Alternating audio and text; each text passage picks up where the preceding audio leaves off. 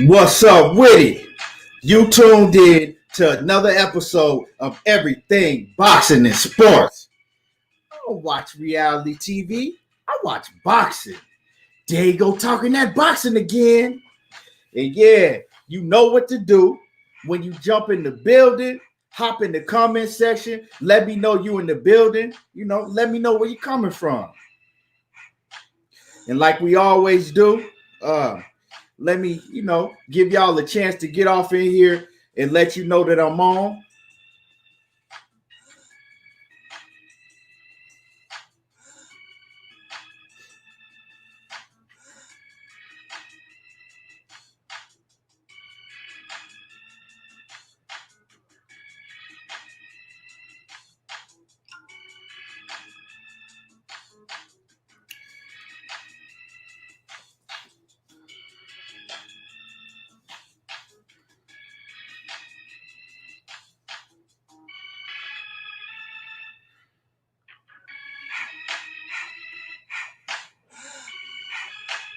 What's up with it? Like I said, when you come in, let me know where you coming from.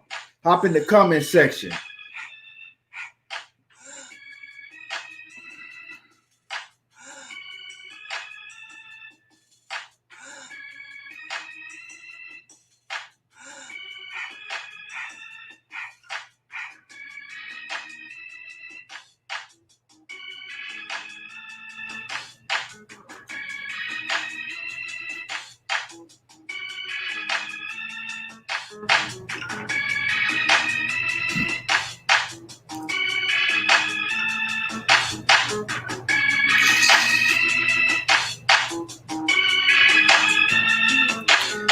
Mike Ron from Trenton, New Jersey. What's good with it?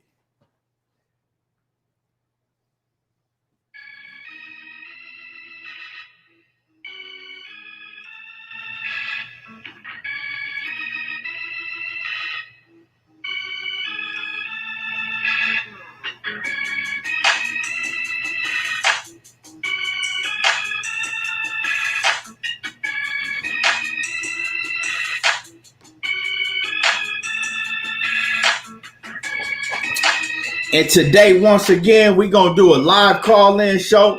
So feel free to call in.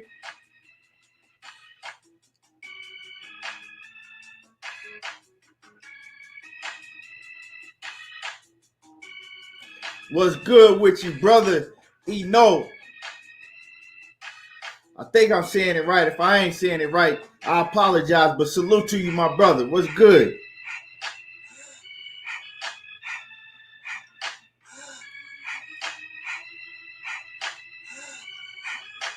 And like I said, once again, when you come in the building, jump in the comments and let me know that you in the building.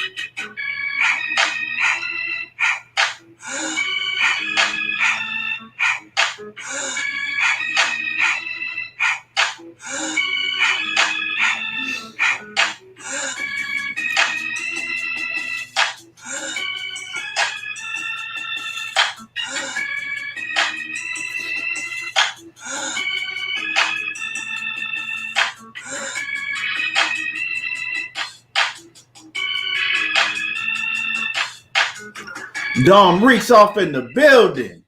Oh, yeah, we going to cook today. Once again, it's another day, and we got a whole lot to cook on. He's back. That nigga with the Shag, he's back. Dom Reeks coming all the way in from that Colchester, England, off in the building.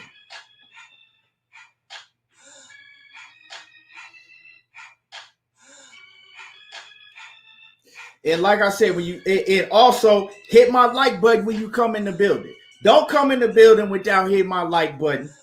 is share this to your boxing groups. If you're watching on Facebook, share this to your boxing groups. Sal Hamilton off in the building. What's good with it? Coming from that New Jersey drive off in the building. Oh yeah, we gonna cook tonight.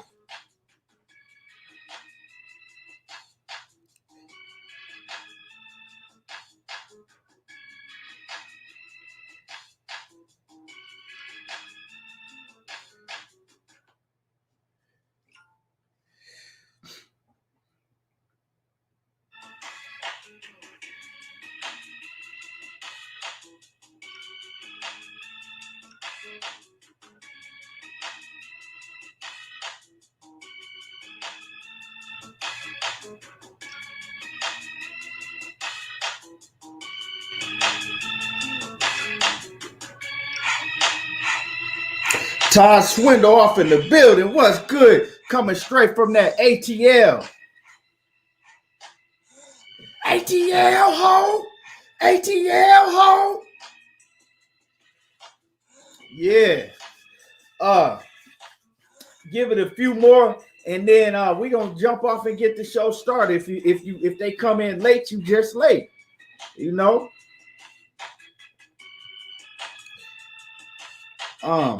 But yeah, we got a whole lot to cook on. And once again, like I said, the number is scrolling right across the screen. So, you know, if you wanna be heard, feel free to call in.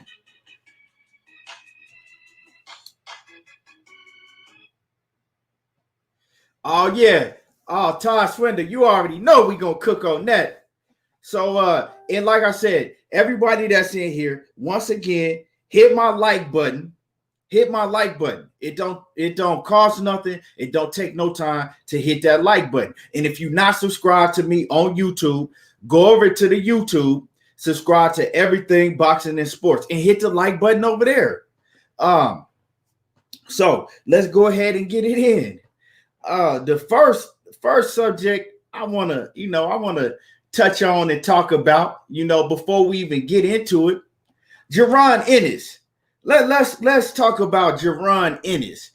I was just watching, little bits of Jaron Ennis interview, and Jaron Ennis, he's saying right now that he is the best welterweight in the division without a doubt. He's saying he'll whoop Errol Spence. He said he'll whoop that nigga with the Shag. Because we know, hey. We gonna get into that later, but that's two different people. You got Big EJ, and then you got the nigga with the Shag. He said he'll whoop Terrence Crawford, Keith Thurman, all of them. He said that he's the best welterweight in the division today, right now. Can't none of them beat him. This is what Jaron Ennis is saying. I like him. I like Jaron Ennis. I like his confidence. He looks good in the ring. He looks good in the ring. His last outing, he looked good to me. It took him a little longer to finish the show off, but he's looking good in the ring. But this is the thing with Jaron Ennis. When you talk about somebody that has not fought nobody, Jaron Ennis has not fought nobody at all. His resume is really, really poor. He has a real poor resume. So with that being said, a lot of fighters with, athletics and skills like Jaron Ennis poses, they're going to look great in the ring against subpar competition. Of course they are. But on the other hand, you hear from elite fighters in the game today that tell you that Jaron Ennis is on another level, and Jaron Ennis is very special. He sparred top level competition, coming out of Philly. They some dogs over there. Philly has an excellent boxing program, so he spars some of the best, Jaron Ennis. But sparring, success in sparring don't always correlate to success under the big lights. when you stepping in there against an Errol Spence, a Terrence Crawford, and a Sean Porter. Jaron Ennis is 25-0, and I believe he got about 23 knockouts. And like I said, he still hasn't faced not even mid-level competition yet. Like his resume is real poor. But with that being said, you hear all of the great things about Jaron Ennis from real boxing cats, from real elite fighters. You hear them say that he's special. Now, elite fighters just don't say that about anybody. So, that's one reason that has me really thinking, like, damn, could Jaron Ennis be that special where he could just beat all of these elite guys that he's talking about? Silver 2011, what's good with it? Lily in the building, what's good? So I mean, it has you thinking, even though, because and then you go and you see him do these great things in the ring against, this lower level competition, but you can see the athleticism and you can see the things that he does special. But the thing is like I always say, when you step up that competition, when you in the ring with elite level fighters, you're not able to do the things that you can when you fighting these D level fighters that you've been fighting. You're not going to be able to do a lot of the same things. You're not going to be able to get off that same shit, Jaron Ennis. But I like Jaron Ennis. It's just, I think it's time for him to step up. He needs to step up. It's time for him to step up. I know he already has a fight scheduled against Juan Abreu, and to me, I don't really like that fight for him. That's not a step up fight. I think let me go double check for y'all. Jaron Ennis, and like I said, I believe he has a fight coming up pretty soon against Juan Abreu. But like I said, for me, this is my opinion. That ain't gonna cut it because so he 25-0. He facing Juan Abreu. Juan Carlos Abreu. Juan Carlos Abreu is, he's a cool fighter, right? He's a cool. He all right. Like he's not. I mean, he's 23-5. He's 23 wins. He already got 5 losses, and he got a draw. So that's not a step up. You know what I'm saying? That's let's see who's won. Let's see who Juan has lost to.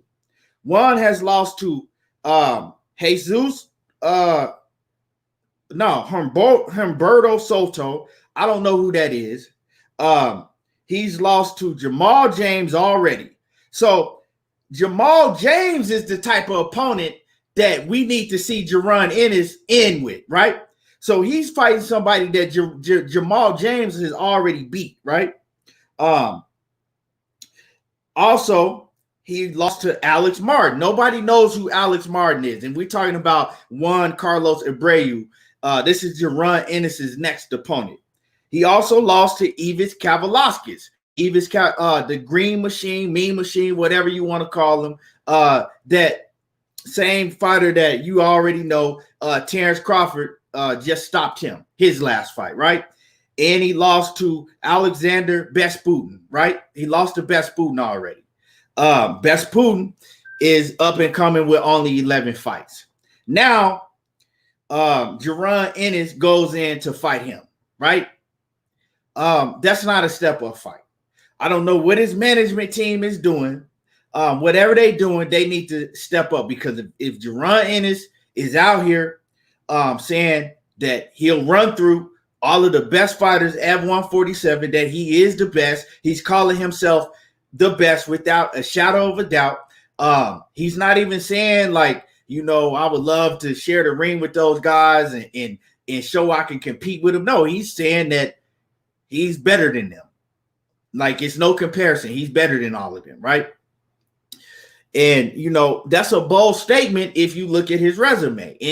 And like I said, this is still not a step up fight. Even though I like Jaron Ennis, but we still gotta keep it 100. We cannot crown these fighters until they do something. We can't crown them until they really do something, and he has not done nothing. So I don't know who should Jaron Ennis be fighting? Like I said, Jamal James, that's a step up fight. You got guys like Sergey Lipinets out there. That's a good fight for him. Even a dude like Luis Collazo, like let's just see what you look like against somebody like Luis Collazo. Like, you know what I'm saying? You fighting D and F level opponents, so that ain't Juan Carlos Abreu. He's a D plus C minus opponent. This is my opinion. Y'all can disagree if you want to, but I'm just saying, if you look at who he's beat, nobody. I'm saying if you look at Juan Carlos Abreu's record and who he's beat, nobody, and you look at who he's lost to, he's lost to C-level competition. So yeah, that's Jaron Ennis out here speaking. We're real loud. He talking about that he'll whoop Bud Crawford and Errol Spence Jr. when, you know what I'm saying, he ain't even swimming yet. He ain't even getting in the water. Like, how you get in the water, you dive in and then you swimming. Well, he just sticking his toenails in the water. You know what I'm saying? He's just splashing he's splashing his feet in the water. You got to hop off in the water before you come talking that, talking all of that. He's just splashing his feet in the water right now. So, yeah, let's see what he gonna do after this. Let's see what Jaron Ennis is gonna do after this, because he talking, he talking a lot. He talking that good shit. So we got to see what he gonna do after this. Mr. Rez J says he will be avoided, I think. Malachi Walker in the building. He says, yeah, it's time for him to step up. Mike Ron says they said that about Lubin. Lubin stepped up quick. You know what I'm saying? Lubin still don't have as many fights as Jaron Ennis do. Jaron Ennis got 25 fights now. You did? Todd Swindle says these young boys talking all that shit. Step up or shut up. Yeah, like, to me, I feel it. You know what I'm saying? You got to promote yourself. You got to do what you got to do, and you got to believe in yourself. It ain't nothing wrong with believing in yourself. But it's kind of like, before you start making bold statements like that, you at least got to step up and whoop a C-level opponent.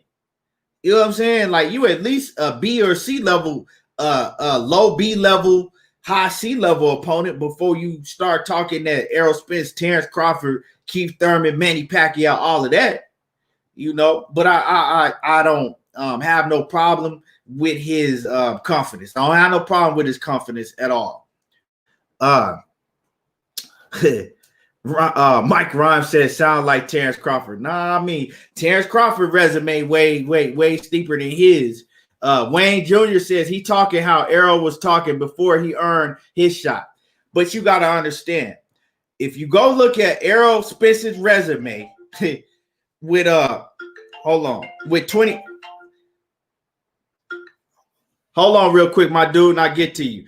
If you go, let me finish this real quick. Let me finish what I said. If you go look at Errol Spence's resume at 25 fights, go back and look at who Errol Spence had faced at 25 fights. So, I mean, yeah, he talking the shit that Errol Spence was talking up and coming, but you can't compare their resumes at 25 fights. So what's good with it, caller? State your name and where you calling from. Okay, this Darren Francis from St. Louis, Missouri. Man, you doing your thing, man. Keep up the good work, man. You be bringing us some good topics. But I just wanted to address this. Everybody trying to run around and keep talking about Crawford ducking. Crawford ducking. What's his name? And he comes from all the way up from 126 pounds. That's not even. I don't know why people even think that's a legitimate fight. Why do people keep saying it? Right. So this is this is my take on that, right? Now, we all know that you don't really hear about nobody coming up from 126 all the way to to 147 to welterweight. You don't really hear about that shit. But it's I mean, the way that they talking to each other, you feel what I'm saying? Terrence Crawford talking about he gonna break his neck when he see him on site.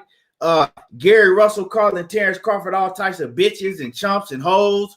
So at that point in time, it's personal. You know what I'm saying? Ain't none of these. It's personal. You feel what I'm saying? Both of these cats is professional boxers. What I mean, no matter if you want to call them street niggas or whatever you want to say about them, they professional boxers. At the end of the day, they not real street niggas like that. They are professional athletes. You feel what I'm saying? They professional athletes. They not professional killers.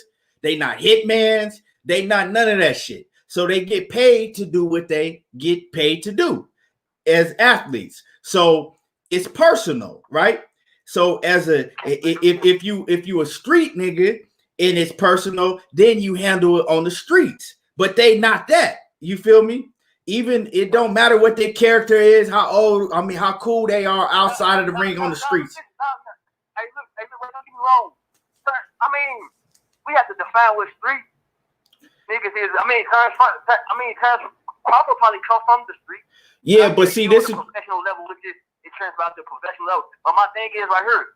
I understand if you want the Gary Russell Jr. fight, but 126 pounds Crawford gets no love for that fight. So why is people even entertaining it? So this is what I'm saying. Right? Right. I'm saying that they professionals, right? This is what they do. They get paid to fight in the ring. So, they wouldn't handle it like, normal motherfuckers that's not professional athletes would. They got to handle that shit in the ring. So it's personal. At the end of the day, it's personal when it gets that personal, right? And it's money on the table. You can make money from it too. So I'm saying whether you think that Gary Russell has a chance of beating him or not, it don't matter. They grown men. At this point in time, they grown men. They both disrespecting each other. Now they have a chance to settle it in the ring, right? They got a chance to hurt one another in the ring, right? And get paid for it. So I don't see nothing wrong with it. It's a story behind it, right? It's been building up. Everybody talking about it. So, I mean, if this is my take, Terrence Crawford, if you don't have nothing on the table, right? If he don't have no other fight on the table, right? If we know Pacquiao is not fighting him this year, Pacquiao not fighting him, right? If he ain't got no if Brooke don't come through, well, you got to answer that call. Not fight him at all. They didn't fight when they was at top. No, Pacquiao not gonna fight him. Pacquiao don't have no reason to fight Crawford, to be honest. Right. So Pacquiao not gonna fight him. So if you don't have an opponent, you might as well see. Okay, let's see what Gary talking about. Let's see if we put it. You know what I'm saying? Get on his neck. And give him a contract give him that 1.5 mil, right? And see if it, and he said he'll take it, right? I believe Gary Russell, he a man. I ain't never heard him, turn down no fade. He said he'll take it and see what he's talking about. It ain't really up to us to really be worried about if he has a chance to win or not, because at this point in time, it's personal, and let them handle it in the ring. And as fans, we get the excitement of being able to watch it. But listen, my point is my point is it is kind of up to us fans, the ones who actually gonna pay the rate to watch the fight. I understand it has something personal, but to me, for that fight to even be tamed, regardless of who we feel like to come on top, which we believe 100% Crawford will come on top, I feel that it's an obligation to the fans that Crawford give us a fight that we as fans who support him want to see. Gary Russell Jr. is not a fight that we would want to see. Like to me, in my opinion, that fight that's a horrible fight. And there's no disrespect to Gary Russell Jr. Tremendous talent. He's a man. He's the guy. But there's other guys close in his weight class like Shakur Stevenson. He could fight. Javante Davis. He could fight. He could go rematch Lomachenko. You can't fight Javante Davis. He can't fight Javante Davis. Said he don't want to fight him. So we got to X that out. True. Leo Santa Cruz won't be able to fight him after this either. But my thing is, okay, I'm gonna say this last thing. Okay, my thing is with Crawford. You already fought a limited 140 weight class. You went undisputed, jump up to 147. You fight Jeff Owen, Benavidez, and you turn around and fight tell me how you say his name, whatever, how you say his name. Him right, jump him there and beat American. When Danny Garcia jump up to 147 pounds, they say him to the awards. So why is it that I feel like, in my opinion, that Terrence Crawford is trying to piggyback off of Errol Spence's name? He think he's just supposed to jump up to 147 and fight, not have to fight nobody else, but just go right out there and fight Spence. Although, yeah, we want to see that fight, but it's like, homie, you got to put in some work. The thing that made Pacquiao and Mayweather compatible was because they beat the same couple of opponents.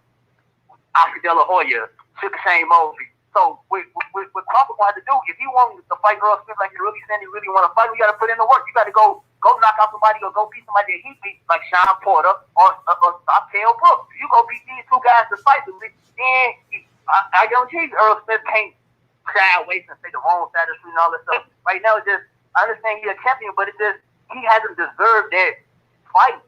Although he is a champion, but he hasn't put in the work. So this is the thing.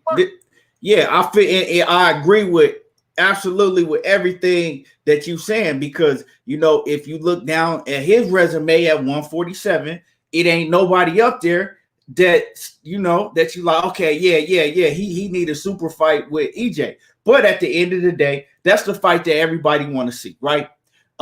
Errol Spence, you know what I'm saying? That nigga with the Shag, because you got big EJ, but you got the return of that nigga with the Shag that we gonna get into lately. You know what I'm saying? You don't know.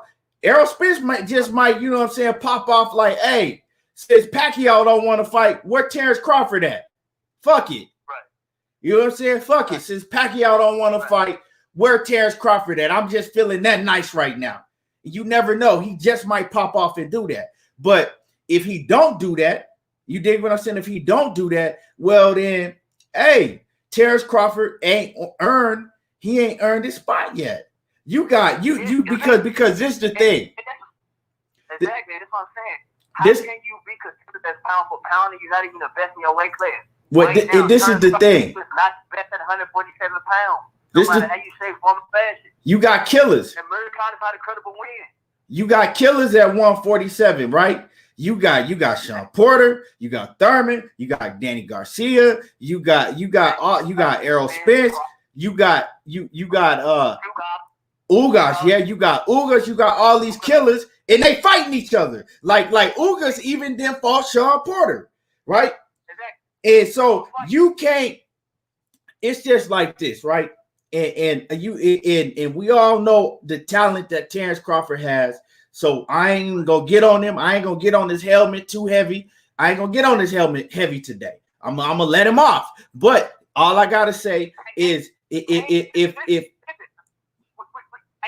and this is what I want you. Hey, listen, and this is what I appreciate and I expect more of you. Like you got the platform, so I feel like you got a lot of viewers.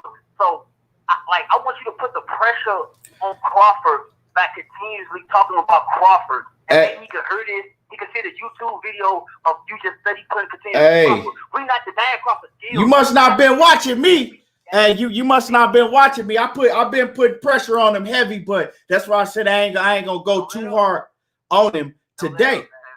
But so this is what I gotta say about that. This is what I gotta say. So if I'm Errol Spence and all of these other cats, you either gotta fight one of them, because I'm not finna sit around and do all the heavy lifting while you sitting back with your legs crossed, and then you just go skate into a big payday with me. And it's like, okay, with nigga, but like I said, that nigga with the Shag, Errol Spence, that's a whole different animal. He might just be like, fuck it, Hey, Terrence Crawford, where you at? Right. See, so we don't never know. Right, But true, you're 100% right. But all I was saying was people not paying attention. The only thing that made the Mayweather and Pacquiao fight was even worth talking about was the fact that they fought the same similar opponents and Pacquiao did a better job. So that's the only thing that made their fight work so much more. People wanted to see like, damn, okay, Pacquiao not had on a second round. Floyd this took Floyd 9 rounds. It took Floyd with the distance with Oscar De La Hoya. Pacquiao stopped him in 10 rounds. So that's what made people want to see that fight. So imagine Terrence Crawford coming and stop Hill Brook and go fight Porter, be the first to stop Porter. Man, do you know how much the lucrative that fight could be? You know what I'm saying? He's not gonna do that though. You know why he not gonna do that? And then and I mean those fights, you see what I'm saying? If you Bob Arum, right? I believe that Terrence Crawford believe in himself, right? I believe that Terrence Crawford really believed that he could whoop all of them cats, right? But see, this is the thing. Right. This is the thing. This is the thing with that, right? Bob Arum, right, is looking at the situation like this. Okay, I put him over there and I just throw him in there with them dogs. It could be bad. It's a 50-50 situation because he could come out and he could whoop him, right? He could whoop him, stop him, and that's gonna have him just his fame, popularity, everything gonna shoot through the roof, right? Or he could go in there and he could look bad, right? He could look bad against him, right? And have a tough fight. That pound for pound shit, that's gonna have to go. Now you can't say that same shit that you saying and feed that shit down everybody's throat that he pound for pound number one. Or he could fuck around and lose. And then if you fuck around and lose, that's even, you know what I'm saying? The Errol Spence fight, all of that shit off the table. So, like I said, that's how Bob Arum is looking at it. So he trying to ease his way into an Errol Spence fight. You know what I'm saying? He with the least amount of scratches on him, you know, that they can be. Even though, although I feel like in my opinion that Crawford will beat Mikey, he'll beat him pretty good. Go fight Mikey. Go fight Mikey. Don't want to fight him. Mikey don't want to fight him. Mikey said he don't want to fight him. I know they fought a few times. I know they don't. But Mikey said he don't want to fight him. He made an excuse. And Mikey, my God, but Mikey made the excuse that he's boring. Now, if you're a fighter and y'all both professionals at the top level, you cannot make no excuse and say somebody's boring. That's why you don't want to fight him. Hey, look, people make it. You can't make it. Oh, he ran all night. Okay, you're a professional. You gotta adapt. Cut the ring off. Right. Like, it's no excuse when you're a professional. Oh, I wasn't in shape. I wasn't. You know what I'm saying? Like I'm. You know. Right. Hello. Yeah. Hey, but my dude, I appreciate you calling in. State your name again and where you calling from. One more time before I get. John Francis from St. Louis, Missouri. Oh, you from St. Louis? Okay, yeah. My partner, Money Brown TV. He's supposed to be off in here. You know, he from the Lou. Oh, so you said Money Brown TV? Yeah. He should be off in here. I don't know where he at. Okay, all right. Yeah, all right. He from St. Louis. Go check out his channel. Okay, I'm most definitely do that. Yeah. Yeah. Right, I appreciate you for calling in. All right, man. Be safe, man. All right, for sure. I bet. Yeah, so let me get through some of y'all comments. I know we kind of got off topic a little bit, but let me get through some of y'all comments. Malachi Walker talking about Jerron Ennis talking about the young line is a problem, but he got to get busy. Yeah. Sal Hamilton says, yeah, he got to go deep in the water. Yeah, you talking like that? Some guy off in the building. What's good with it? He says, Anthony Yard is a fighter who stepped up against Kovalev. He came up short, but won his next fight. Anthony Yard, yeah, real talk. And they put him in there, you know what I'm saying? Anthony Yard is a fighter, right? He a fighter, another fighter that was just brushing his toenails against in the water. He was just swinging his toenails in the water, and then all of a sudden, Kovalev came to the table and they threw him out there in the deep end. You know, they threw him out there in the deep end. He drowned it. You know what I'm saying? He fucked around and drowned it. You know what I'm saying? But, you know, he came back to life. He came back to life. And I think that Anthony Yarde is going to learn a lot from that. He's going to learn a lot from that fight. But he fucked around and drowned. They threw him out there, though. Mike Oliver, what's good with it? Former champion Mike Oliver off in the building. Mike Ortiz says, let them fight, damn. He said, damn, if Bud says he's going to break his neck and it's easy work, then let it be. Yeah, that's what I'm saying. Like, we can't be a fucking a brick wall between them. You know, we got to let them go. Let them fight. They talking all this shit back and forth. If ain't now one of them have an opponent, right? Let them fight.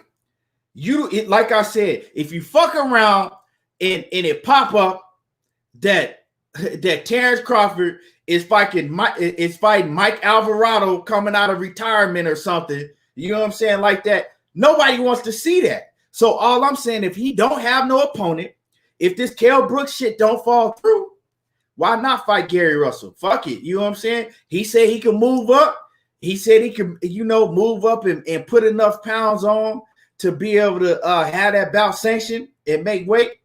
Well, fuck it. Let's see. Like I said, Wayne Jr. says Crawford gets no love now fighting these bomb dudes. At least Gary has skills. Right. But like I said, I'm not gonna shit on Crawford if he fuck around and get the Brook fight done.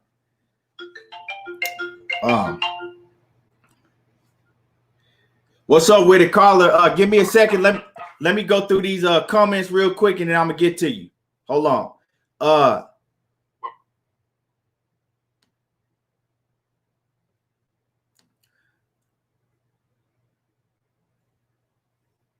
Jamal Shelton, if you want to get on here and debate me, hey, shit, you know what I'm saying? If you want some smoke, you know what I'm saying? I'm with it all. But if you get on here, you got to put your face on camera because I don't play none of that funny shit. You got to put your face on camera. I'm not finna add you up in here if you know coming in here with a blank face.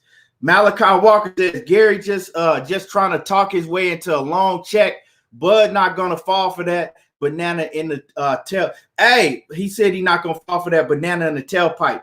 Malachi, a lot of people saying that, but the man Gary Russell Jr. has come on camera and let you know several times that I'm not playing. This ain't no clout chasing. Give me that 1.5 mil that you offered, old boy. I'll take it, and we could get it in because it's personal. You gotta take a man for his word. You know what I'm saying? Until he shows you different. Until he shows you different, you got to take a man for his word. You feel what I'm saying? So that's just what it is. You got to take him for his word until he shows you different. Now, if they send the contract and then he start backing up off of it, then we can get on here and get on it.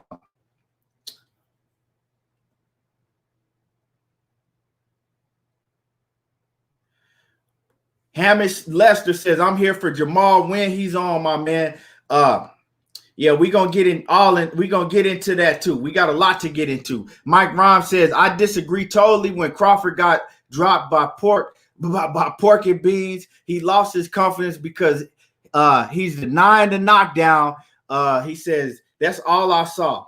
Yeah, man, I don't really get into that if he got knocked down or if he did, because I mean, if he did, he got right back up, and it is what it is. It's boxing. Motherfuckers get knocked down and get back up. He wouldn't hurt like that. That's what I look at. Now, if you get caught and I don't even really talk about the Sean Porter knockdown like that because he got right back up. Now, when you get knocked down, right, like AB did against Madonna. Now that's some shit to talk about because now you hurt. And you really on the verge of losing that fight. Them little rinky-dink knockdowns, neither one of them cats was on the verge of losing the fight because of that. You know what I'm saying? Flash knockdowns happen in boxing. It is what it is. I'm not going to go off of that too much. That shit really don't you know, I don't really care about that.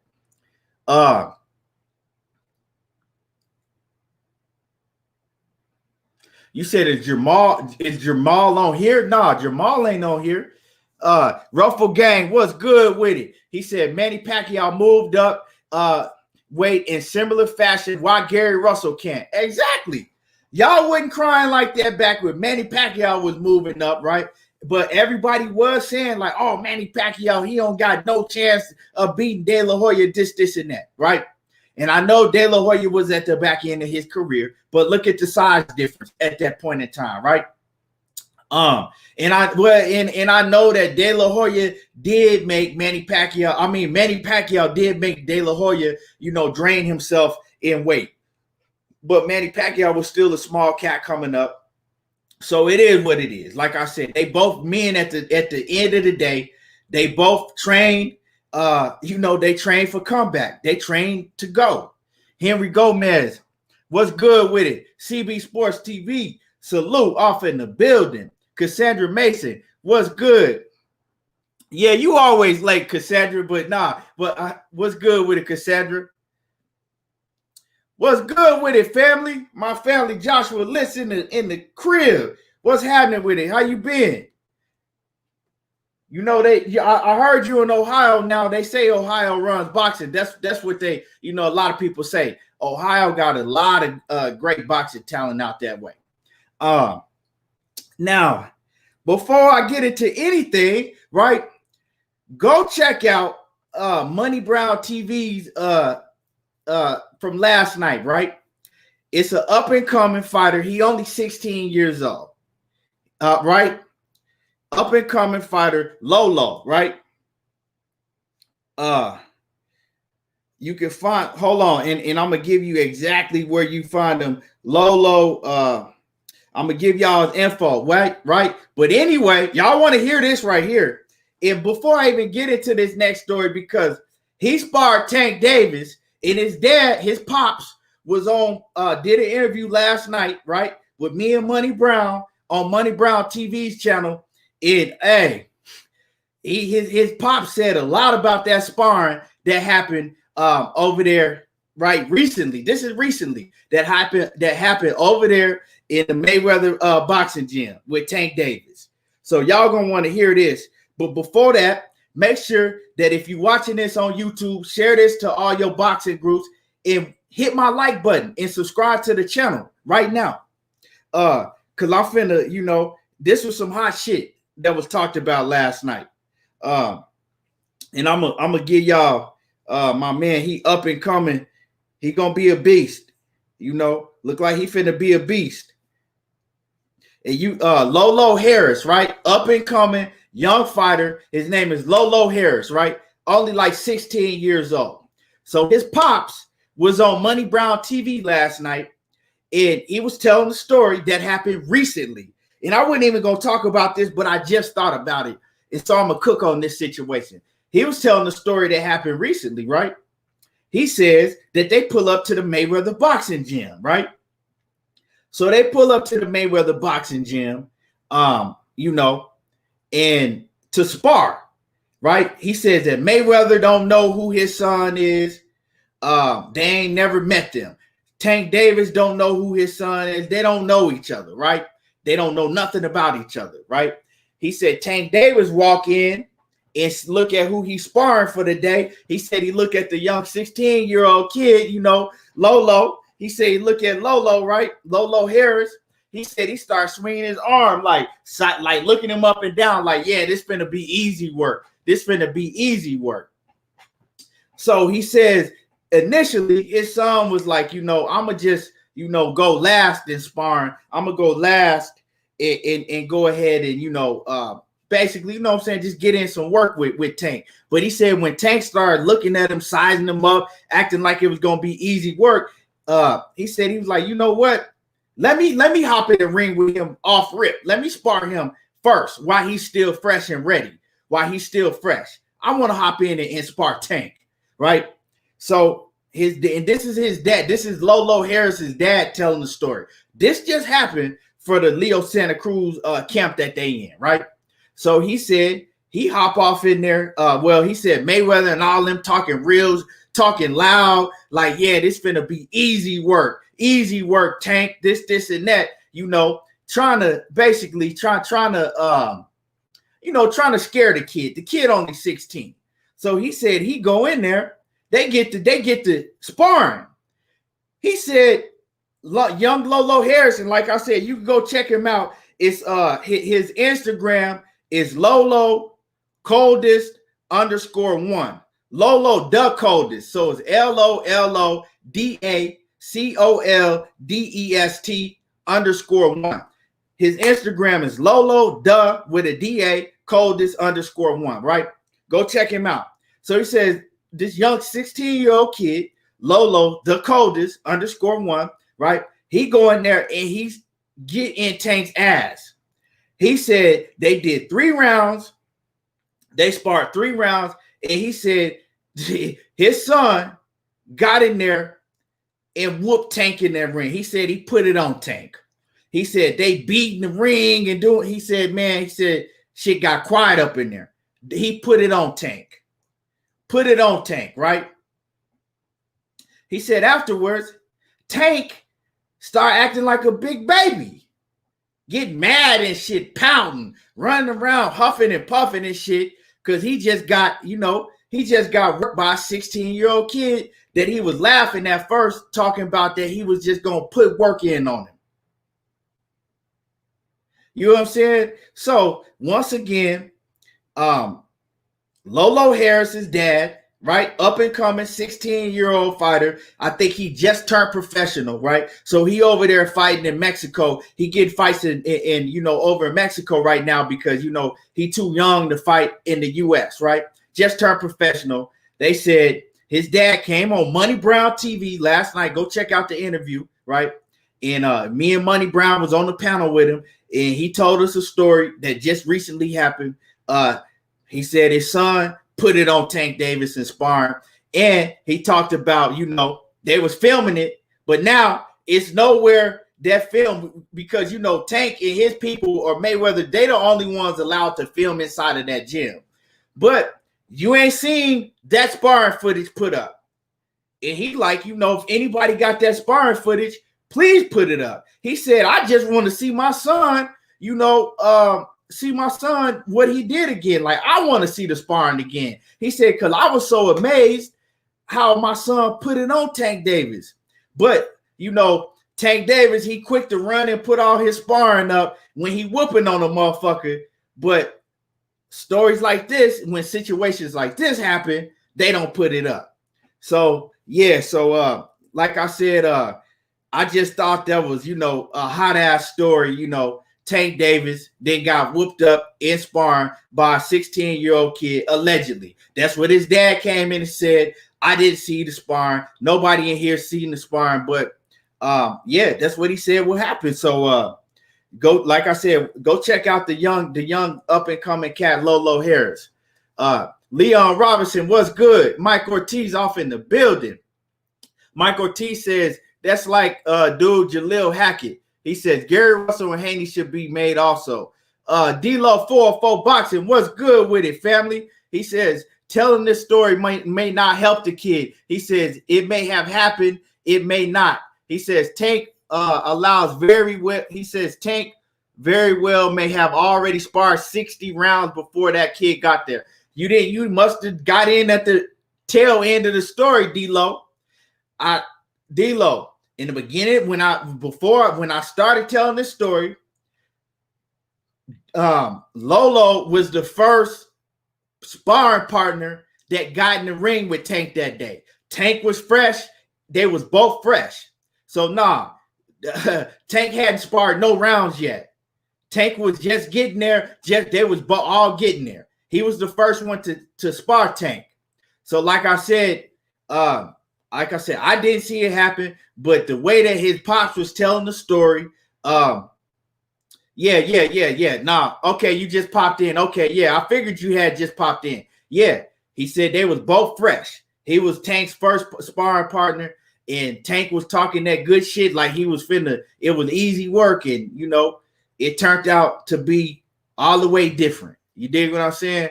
Adam Whitlam says, what's good with you? What's good with it? He says, it's Witty from Down Under. He says, how you think Tim Tszyu will go in the States in the super welterweight division? I don't know. I got to see more of him. Like I said, I didn't really even know too much about him before that. I had heard of him, but I had never even seen him fight before that Jeff Horn fight. So I can't really answer that until I see, I got to see more of him. To me, Jeff Horn to me has always been not that good, But yeah, so that's crazy. And I did ask, I asked Lolo Harris's pops. I did make sure I said, how much was your son weighing? Because obviously, if his son is coming in there weighing 175 pounds or something, well, then that explains it. But he says that day, he says his son fight around like 140, 135, 140, right? He says that day his son was weighing like 142 pounds. And we all know that Tank Davis is nowhere around no 142 pounds. So Tank Davis was actually the heavier man on that day, right? Lolo Harris, I think the kid is like 5'9". So yeah, he got the height advantage on Tank Davis, but he said his son was weighing around 142, 43 pounds that day that they sparred. So, and like I said, y'all could go to his Instagram and check him out. That's his day. There he is right here. The cat that his pop said that, hold on, let me see. Let me get it. Let me see if I can get it. BFTB, what's good with it, homie? There he is right there. Like I said, this is his Instagram. This kid right here, his pops, his pops told a story how he put a beating, how he whooped Tank in sparring, and Tank started getting mad and pouting off. They only could do 3 rounds.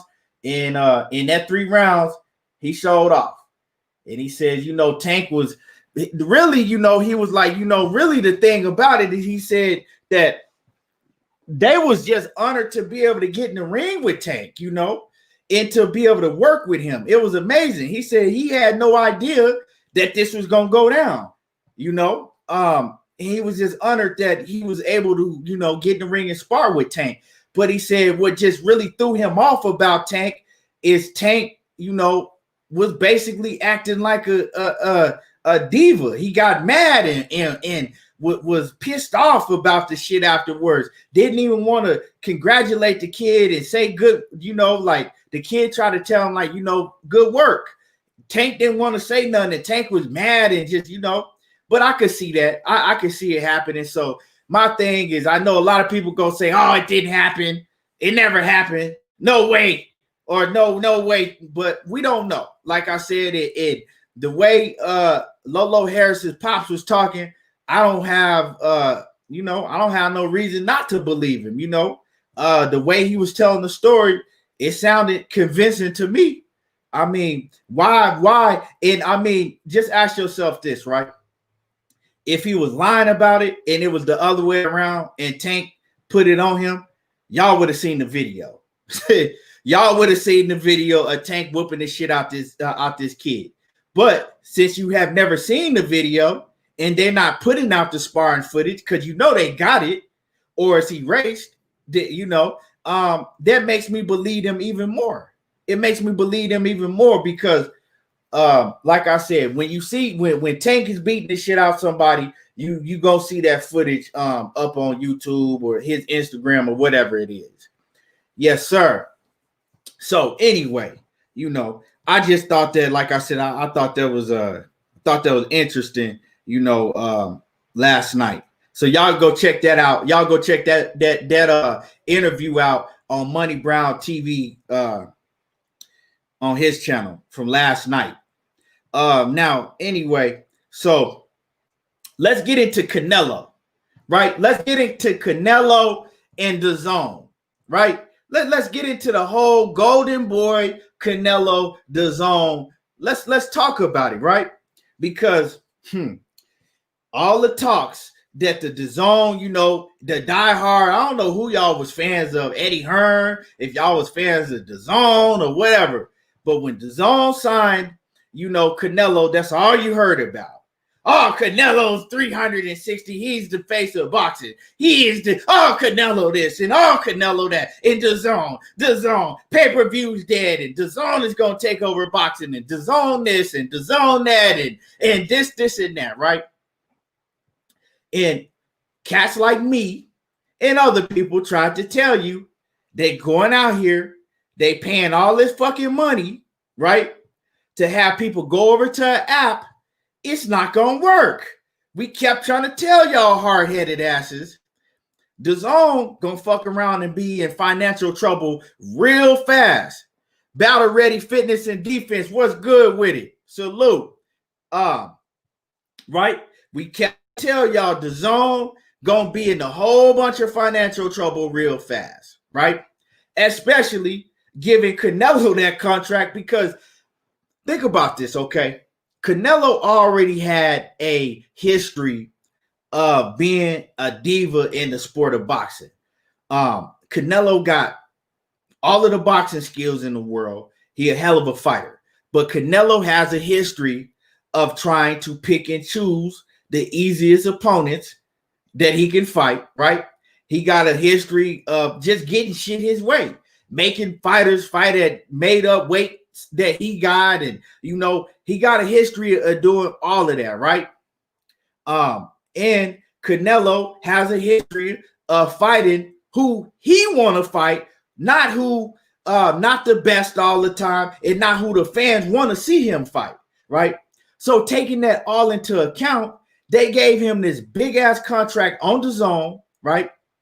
Knowing his track record already, right? Now. Canelo, they also gave a big contract to Gennady Golovkin. Now you got Gennady Golovkin and you got Canelo Alverez, right?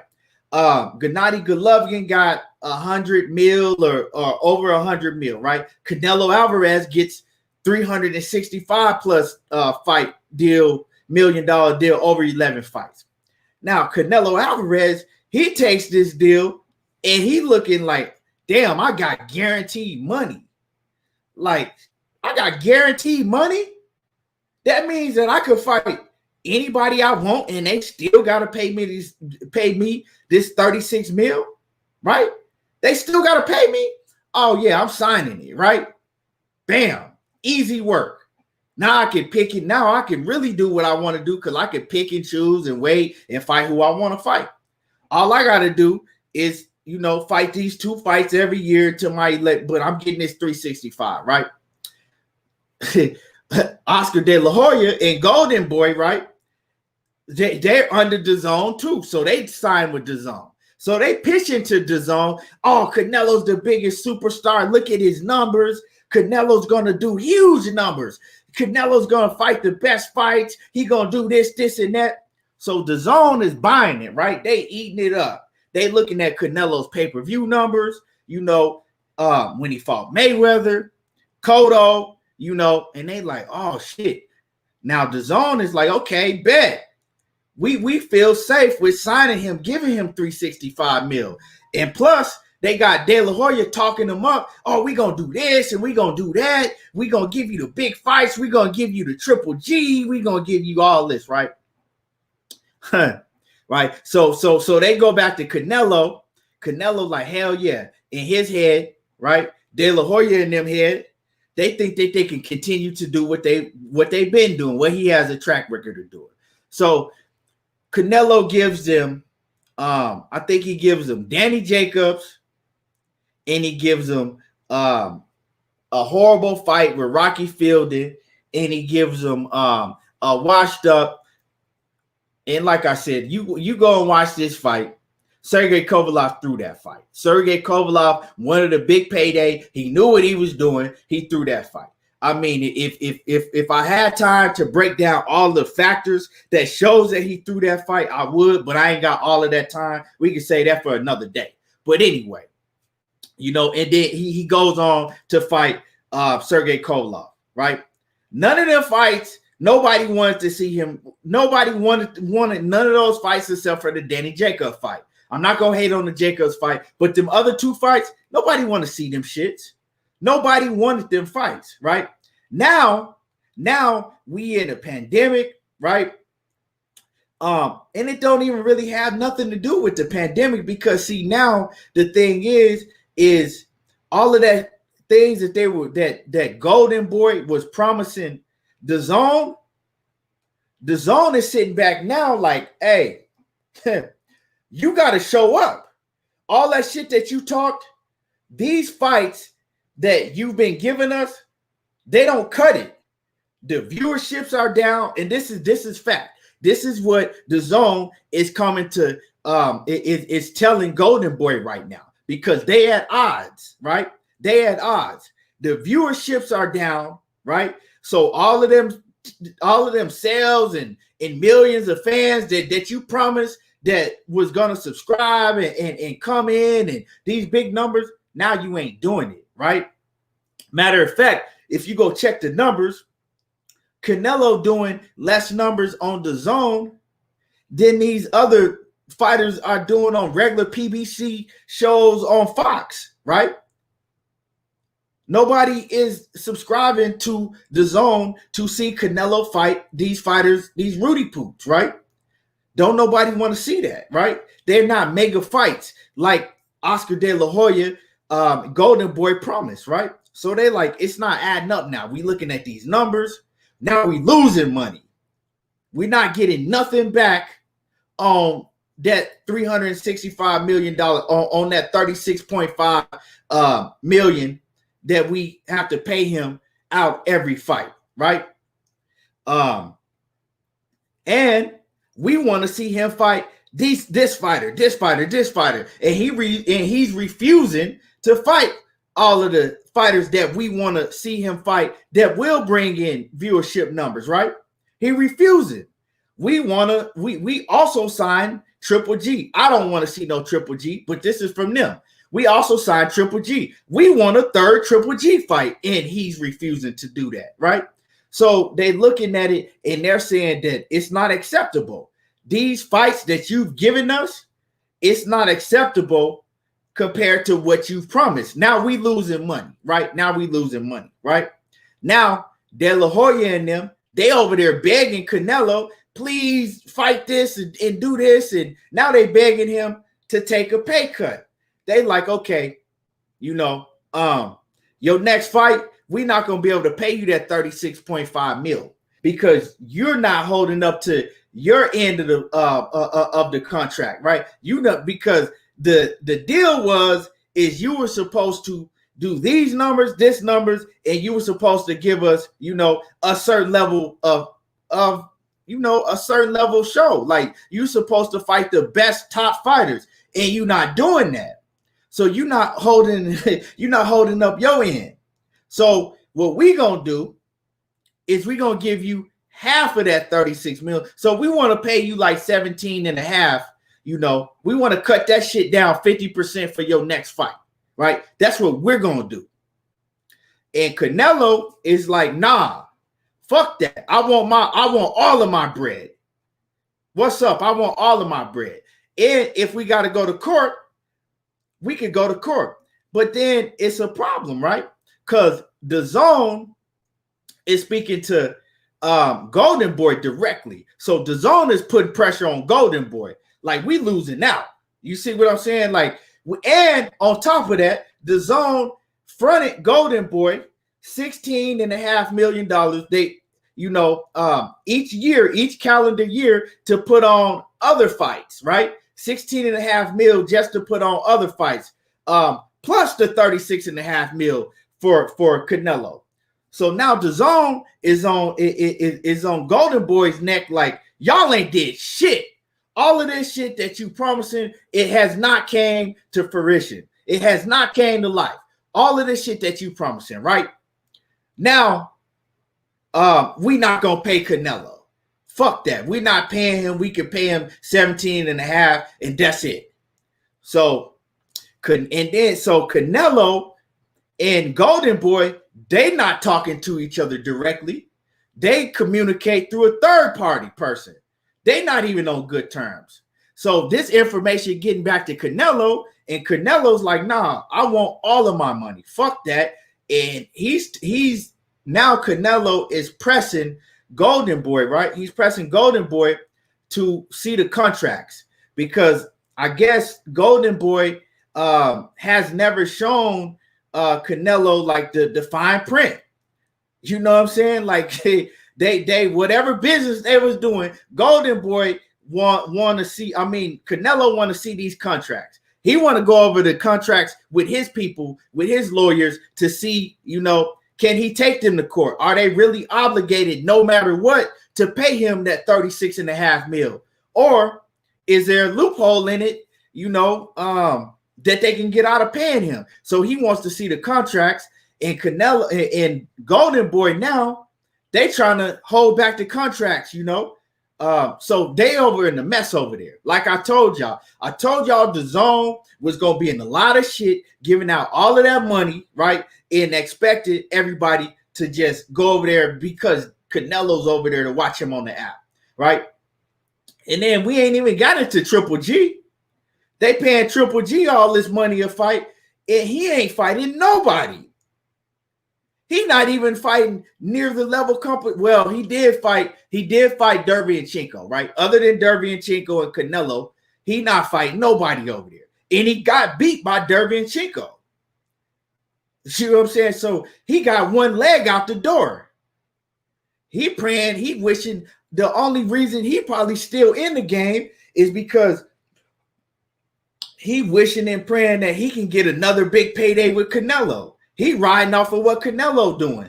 That's Triple G's whole, like his whole meaning into still being in boxing right now is he just riding Canelo's coattail, you know, waiting around to see what Canelo gonna do. So now you got two motherfuckers that you didn't gave. If you add it all together, you didn't gave these motherfuckers damn near 500 mil, close to 500 mil, right? Between two fighters that ain't giving you shit, right? And of course, when I say close to 500 mil, that is not in advance. They didn't get that, but I'm saying that's in the contract, right? In the contract, you obligated, right, to pay these motherfuckers close to 500 mil, right? And it's crazy. Like, you not even, that shit just, it's nuts. Because where are you getting your return at? So imagine how much money that DAZN is losing just off of those two fighters. And we ain't even talking about the extra 6.5 mil, right? That they saying that they front to Golden Boy just to put on other events. Now, if you go look at Golden Boy, right? They don't have really no fight schedule. DAZN don't have no fights coming up on the calendar that you can find, right? So the shit is looking real ugly, seal. Y'all didn't even get that. I said the shit is looking real ugly like seal. It's looking real ugly right now. Real ugly. You know what I'm saying? That shit looking ugly like Grace Jones right now. Shit looking real ugly. What they gonna do? You know, DAZN is, I'm not even gonna say slowly falling. They crumbling down fast. You know what I'm saying? The building is falling on DAZN fast. That's why if you notice the just think about the Ryan Garcia Luke Campbell fight. If you go and look up and read about the Ryan Garcia Luke Campbell fight, they telling you, oh, they looking to stage it in November or December. They still don't know. Yeah, they don't know because they don't know if DAZN gonna even give them money for that fight. They don't know what the fuck they gonna do. They got bigger issues to solve with Canelo. Hey, man, D-Lo, man, Grace Jones was ugly as a month. Grace Jones was not, hey, man, that was one ugly looking bald-headed man right there.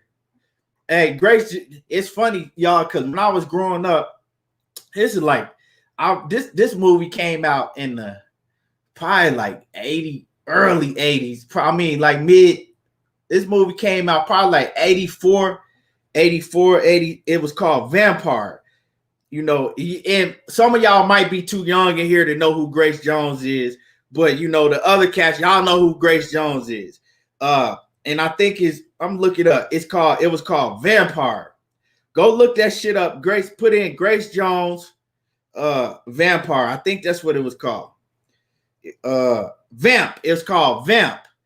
Grace Jones Vamp. Right? VAMP.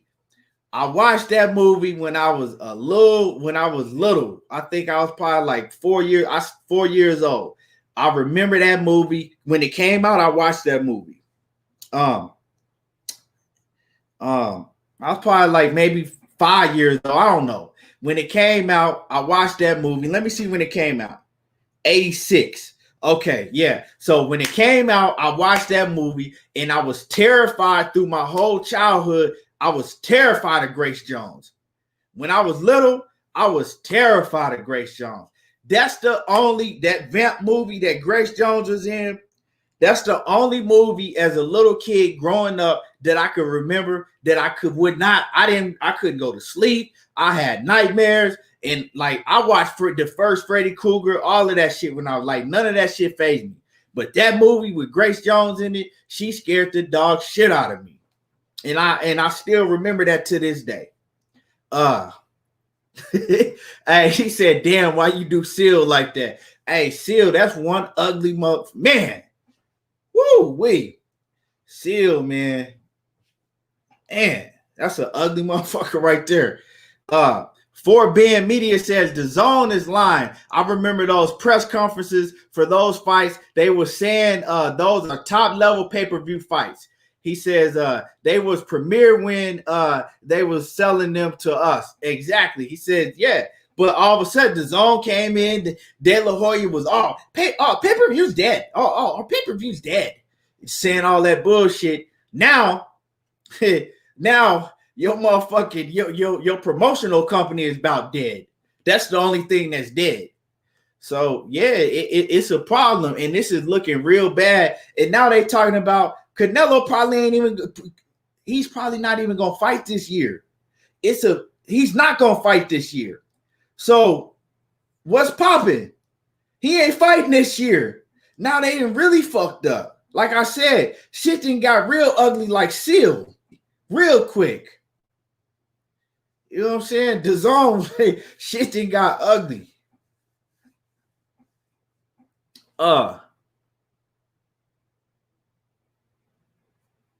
Hey, he said they even had Tracy Morgan talking about say bye-bye to pay-per-view. Real shit. Now they out here looking bad. Hey, they out here looking bad. Hey, they out here looking like Donald Trump's toupee when it blow in the wind.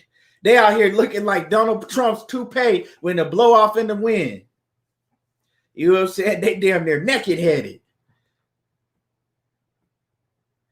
D-Lo 404 Boxer says if Canelo ain't fighting, the zone is saving money.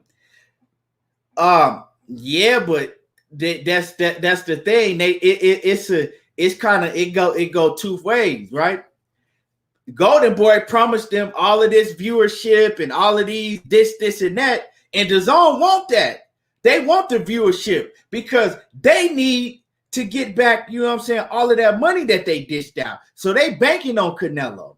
And then on the other hand, Canelo like, nah, fuck that. You got to make these fights for me. You got to let me fight who I want to fight because, hey, it's in contract. So whatever it is, don't be surprised if this shit goes to court, right?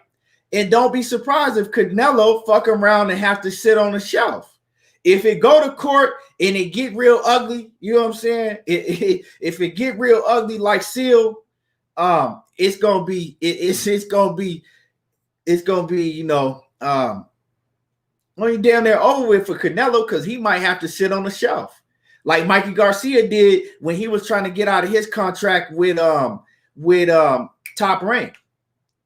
Canelo ain't the face of boxing no more. You feel me? And I would say, you know, well, maybe he could get out of his contract and Al Heyman pick him up. right? But Al Heyman not finna pay that redhead ass motherfucker no 365 mil, right? Although they could work it out because if they get Canelo over there on PBC, right? Now he in there with all the sharks. But see, Canelo wouldn't even do that because Canelo wants to be able to pick and choose who he fights. He don't want to be right there where he gonna have to be forced to fight Charlo or Derbianchenko or a Caleb Plant or a David Benavidez because they all right there staring him down, hungry like a hungry pack of wolves. He don't want that. He's never been in that position like that before. He don't want that. You know what I'm saying? He's been able to do what he want to do and fight who he want to fight. So he wouldn't even go over there because if he go over there, he know what it is. Because I guarantee you, if Al Heyman fucked around was like, look, we gonna pay it. We'll pay it. We'll get him up out of his contract. We gonna get you up out of your contract. Come over here to the PBC. We can have you fight back on pay-per-view again on Fox, and we gonna do huge numbers, right? But there's one little problem. You see, this is the list of fighters that you're gonna have to fight. So you're not gonna be able to fight no goddamn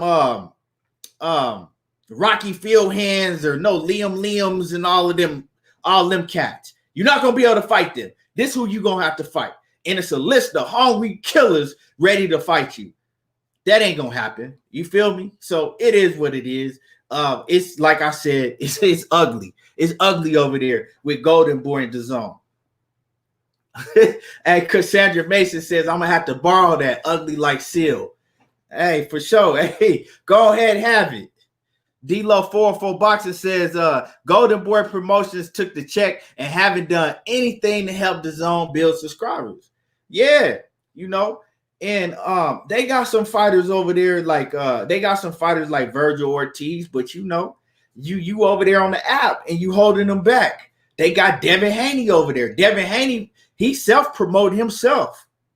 But Adam Whitlam says DAZN probably want Canelo to do the third fight with Triple G, keep it in the house to make up their losses. But ain't nobody, that's cool, but ain't nobody even really tripping on that shit now. You feel me? Triple G, he got whooped his last fight. He got a gift. For Ben Media says, if Canelo got to sit out 2 years because DAZN, I'ma never subscribe to DAZN. It ain't really on DAZN though. You can if I'm running DAZN, right, and you promising me all of these big numbers, and you promising me that Canelo's gonna fight the best in all of these fighters, right? Well, and I'm paying out of my pocket. Well, you better believe I'm gonna want to make my money back. And you better believe you're not finna just be able to sit around and fight anybody and think that we're gonna pay you for it. Nah. So that's bad business on their part, and that's bad business on Oscar De La's part, Oscar De La Hoya's part, because he know how Canelo work.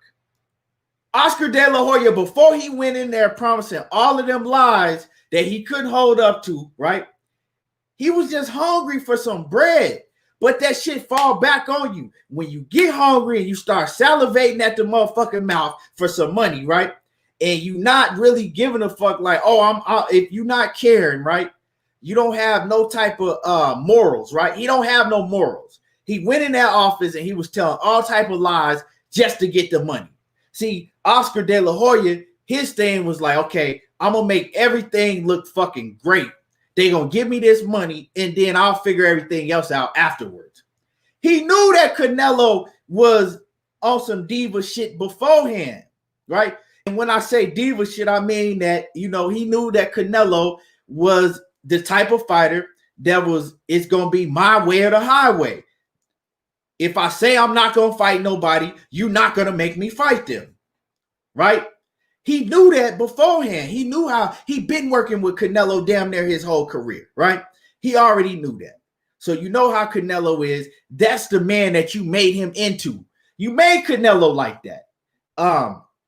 Golden Boy made Canelo the way that he is, right? You're the one that made all of these stipulations that he could do, all of these, different weights that you was letting him make up, right?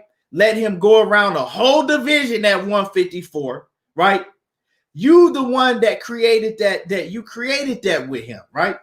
You created that with him.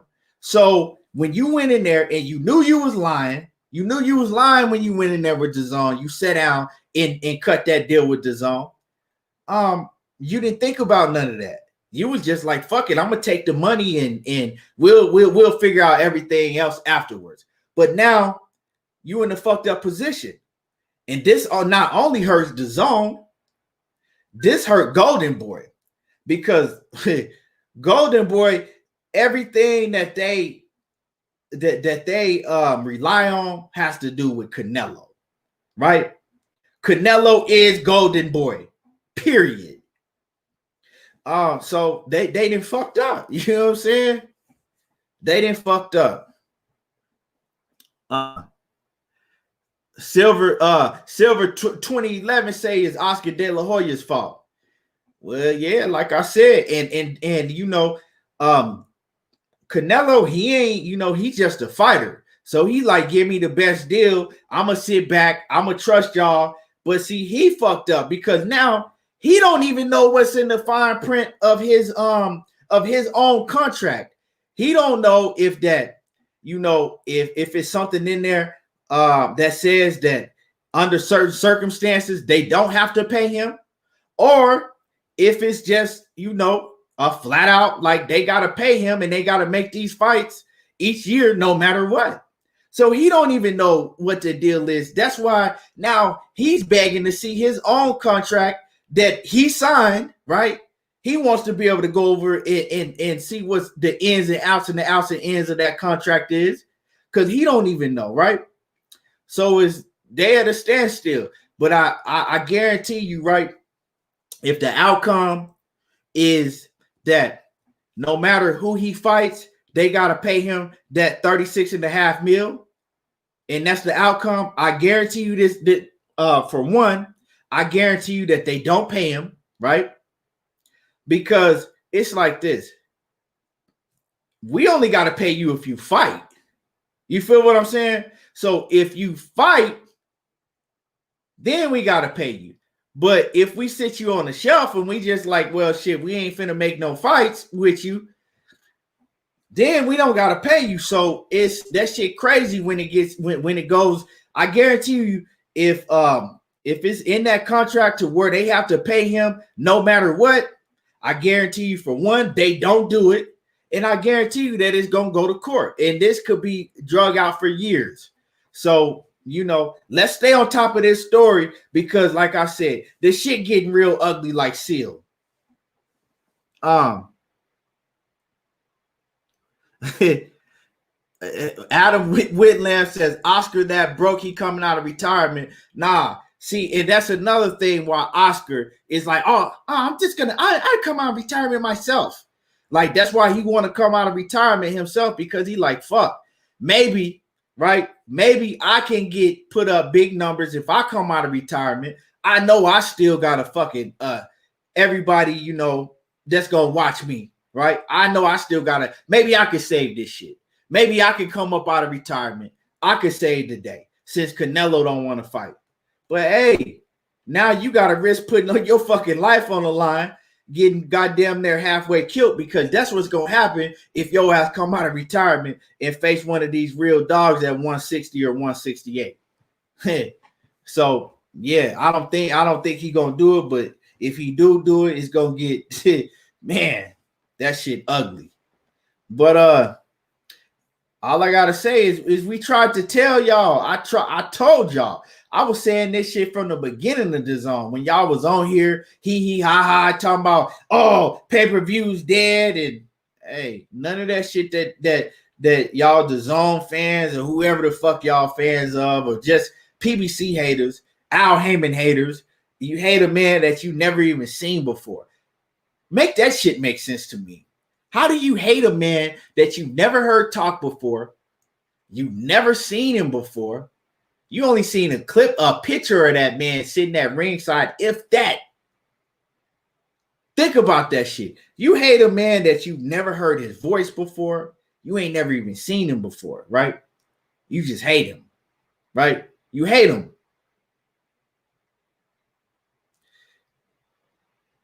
If you one of those people, you got to really look deep in the mirror and look deep down at yourself, right? And have a long talk with yourself. Because that shit don't even make sense to me, no matter how I try to, you know what I'm saying? No matter how many ways I think about it, that it can't make sense. D-Lo 404 Boxing says Oscar can get all the coke and nets he wants. He says, thanks to DAZN not doing their due diligence. Yeah, they fucked up. They fucked up. J.A. Dixon says they hate what Al Heyman stands for. Now, what it is, I mean, it's only one other, it's only one logical reason why you would hate that man, right? A man that you've never seen, you ain't never heard him talk. All you know is that he's a black man that then got a whole bunch of fucking black fighters, rich in the motherfucker, and Hispanic fighters, right? Basically, that's what it is.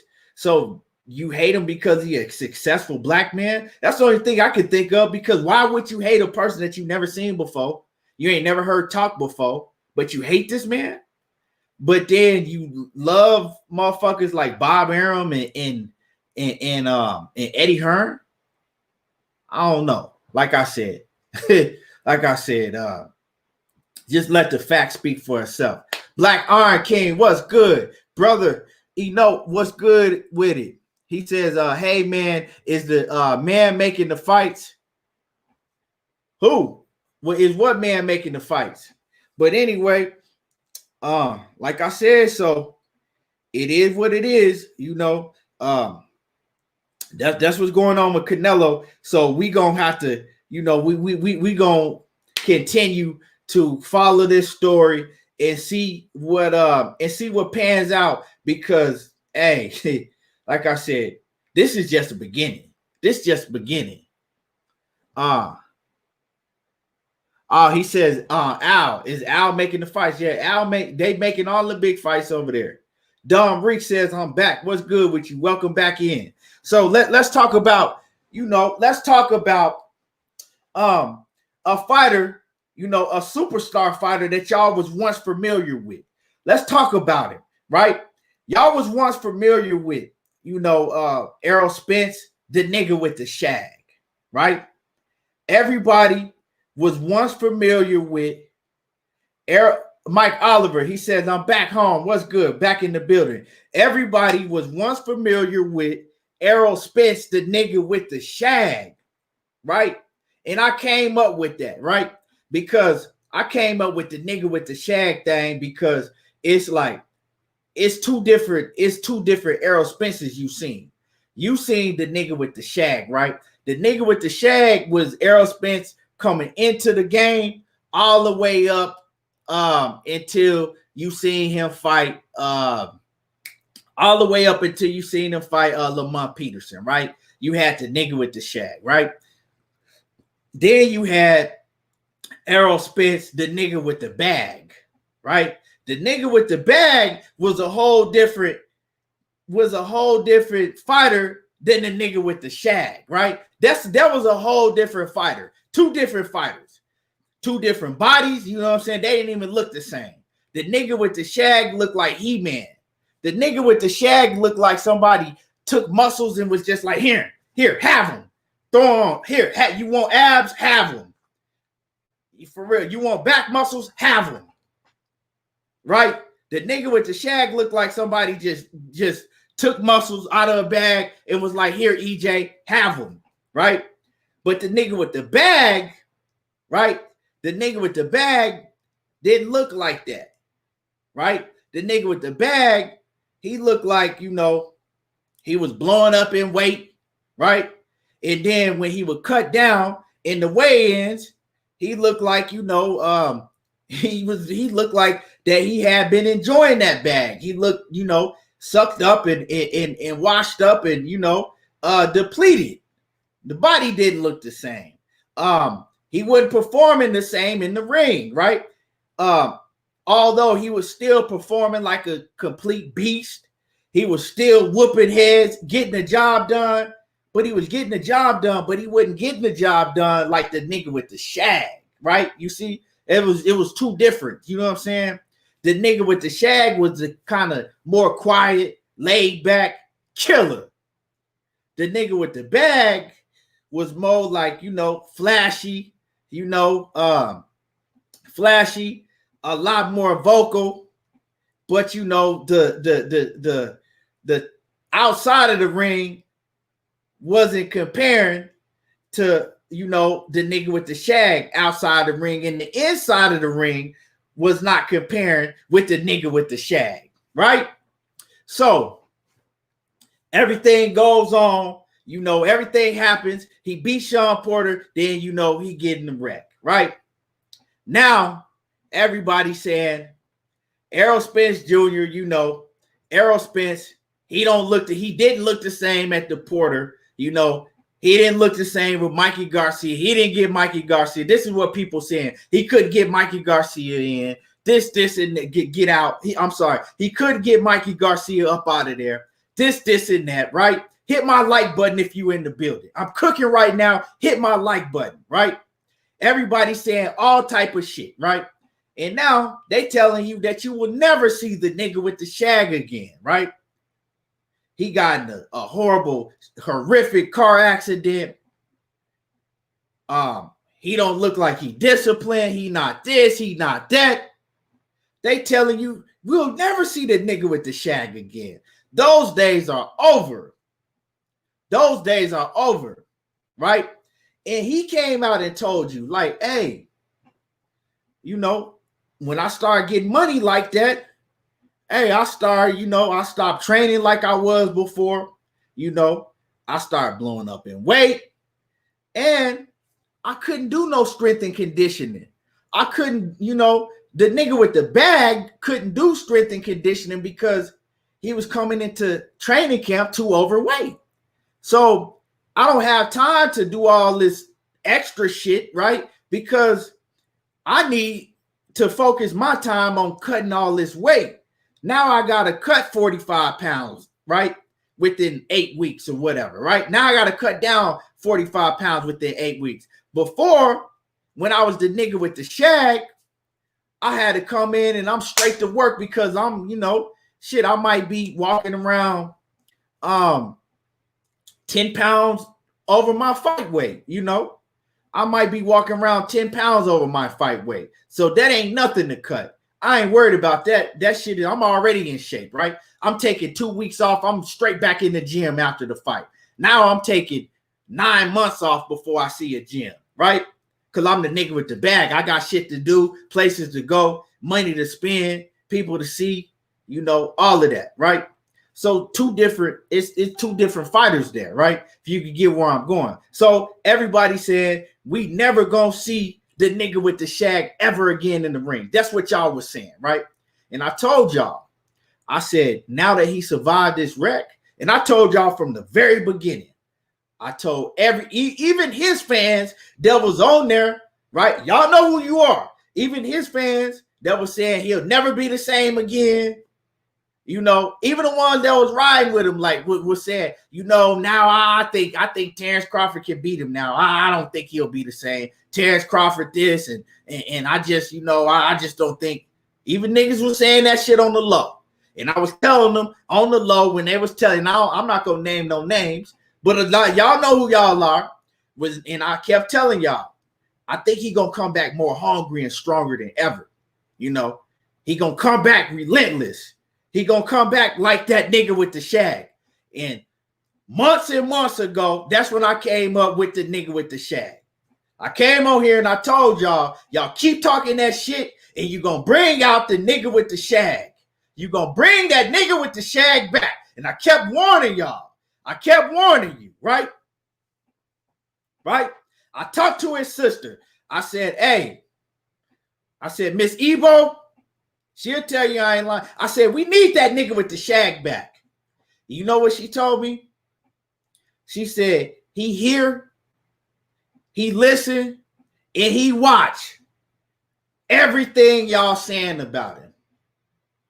She said he hear, he listen, and he watch everything y'all saying about him. Now, this is months and months ago, right? This is months and months ago. She says now, you know what? She says now he's more motivated than ever because now it's like he feel like that y'all treating him like he ain't did shit, right? Now he feel that he really got something to prove again, right? Like that nigga with the shag that y'all seen coming up, that y'all was saying he ain't did nothing. Who's Chris Algieri? Who's Leonard Bundu? Right? Oh, Kell Brook's eye socket was messed up. He still ain't did nothing, right? Right? He ain't did nothing. So he feel like then he has something to prove. Now you done brought it back out of him because he got something to prove. Because y'all acting like that shit that he did, it wasn't nothing. And then y'all adding on to it because now y'all saying that he's washed up and he'll never be that again, right? So what he do? He do like a real one do, right? He didn't just start training now. You know what I'm saying?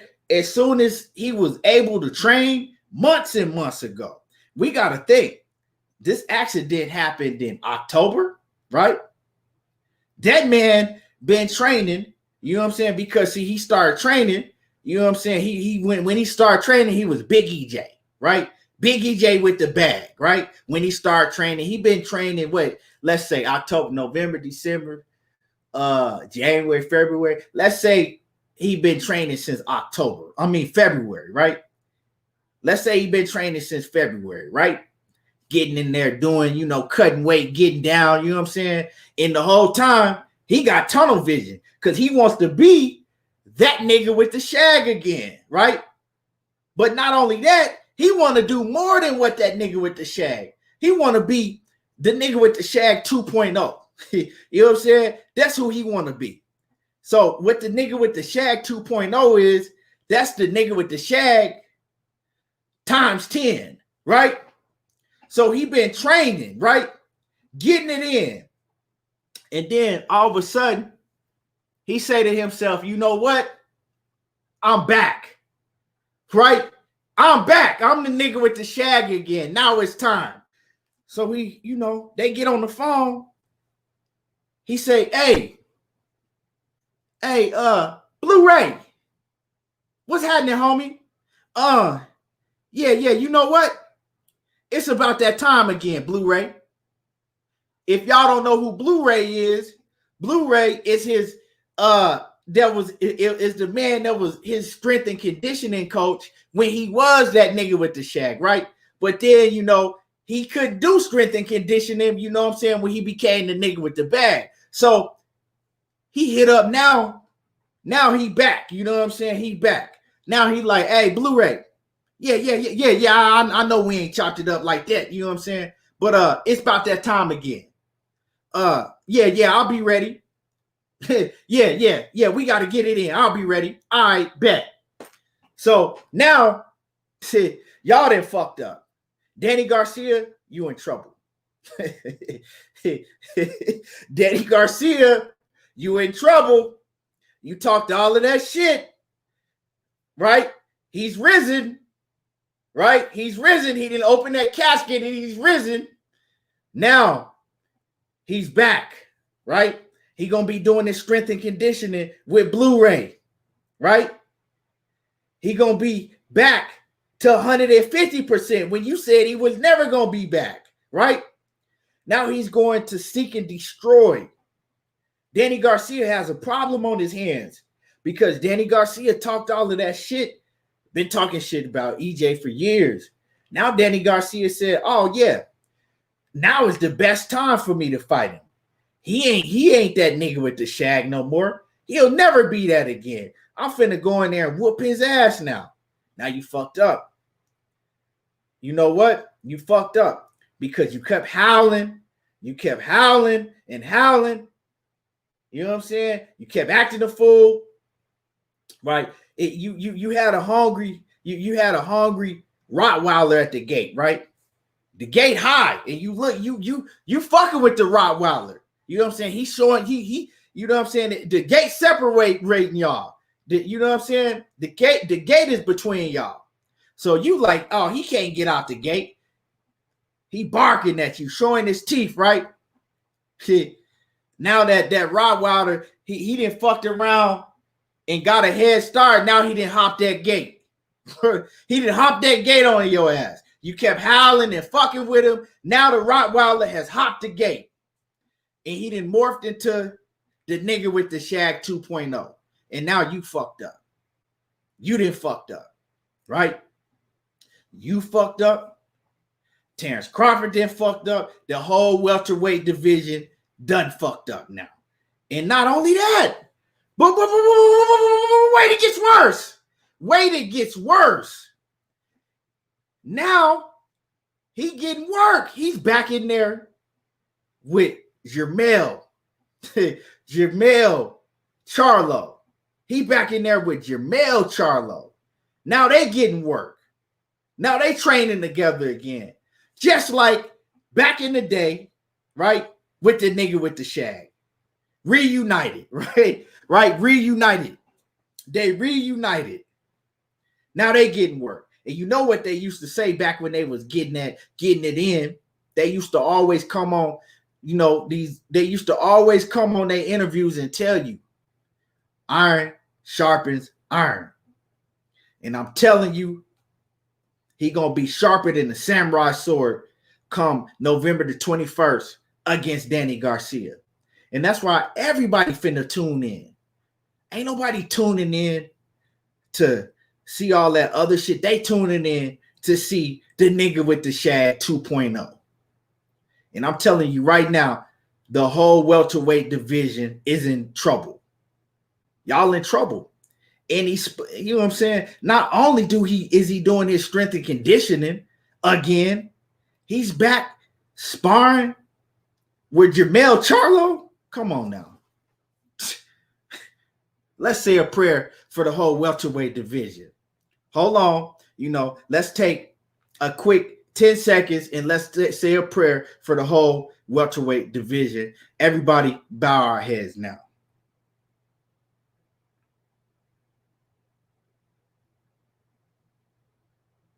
Okay, there we go. So yeah, he back.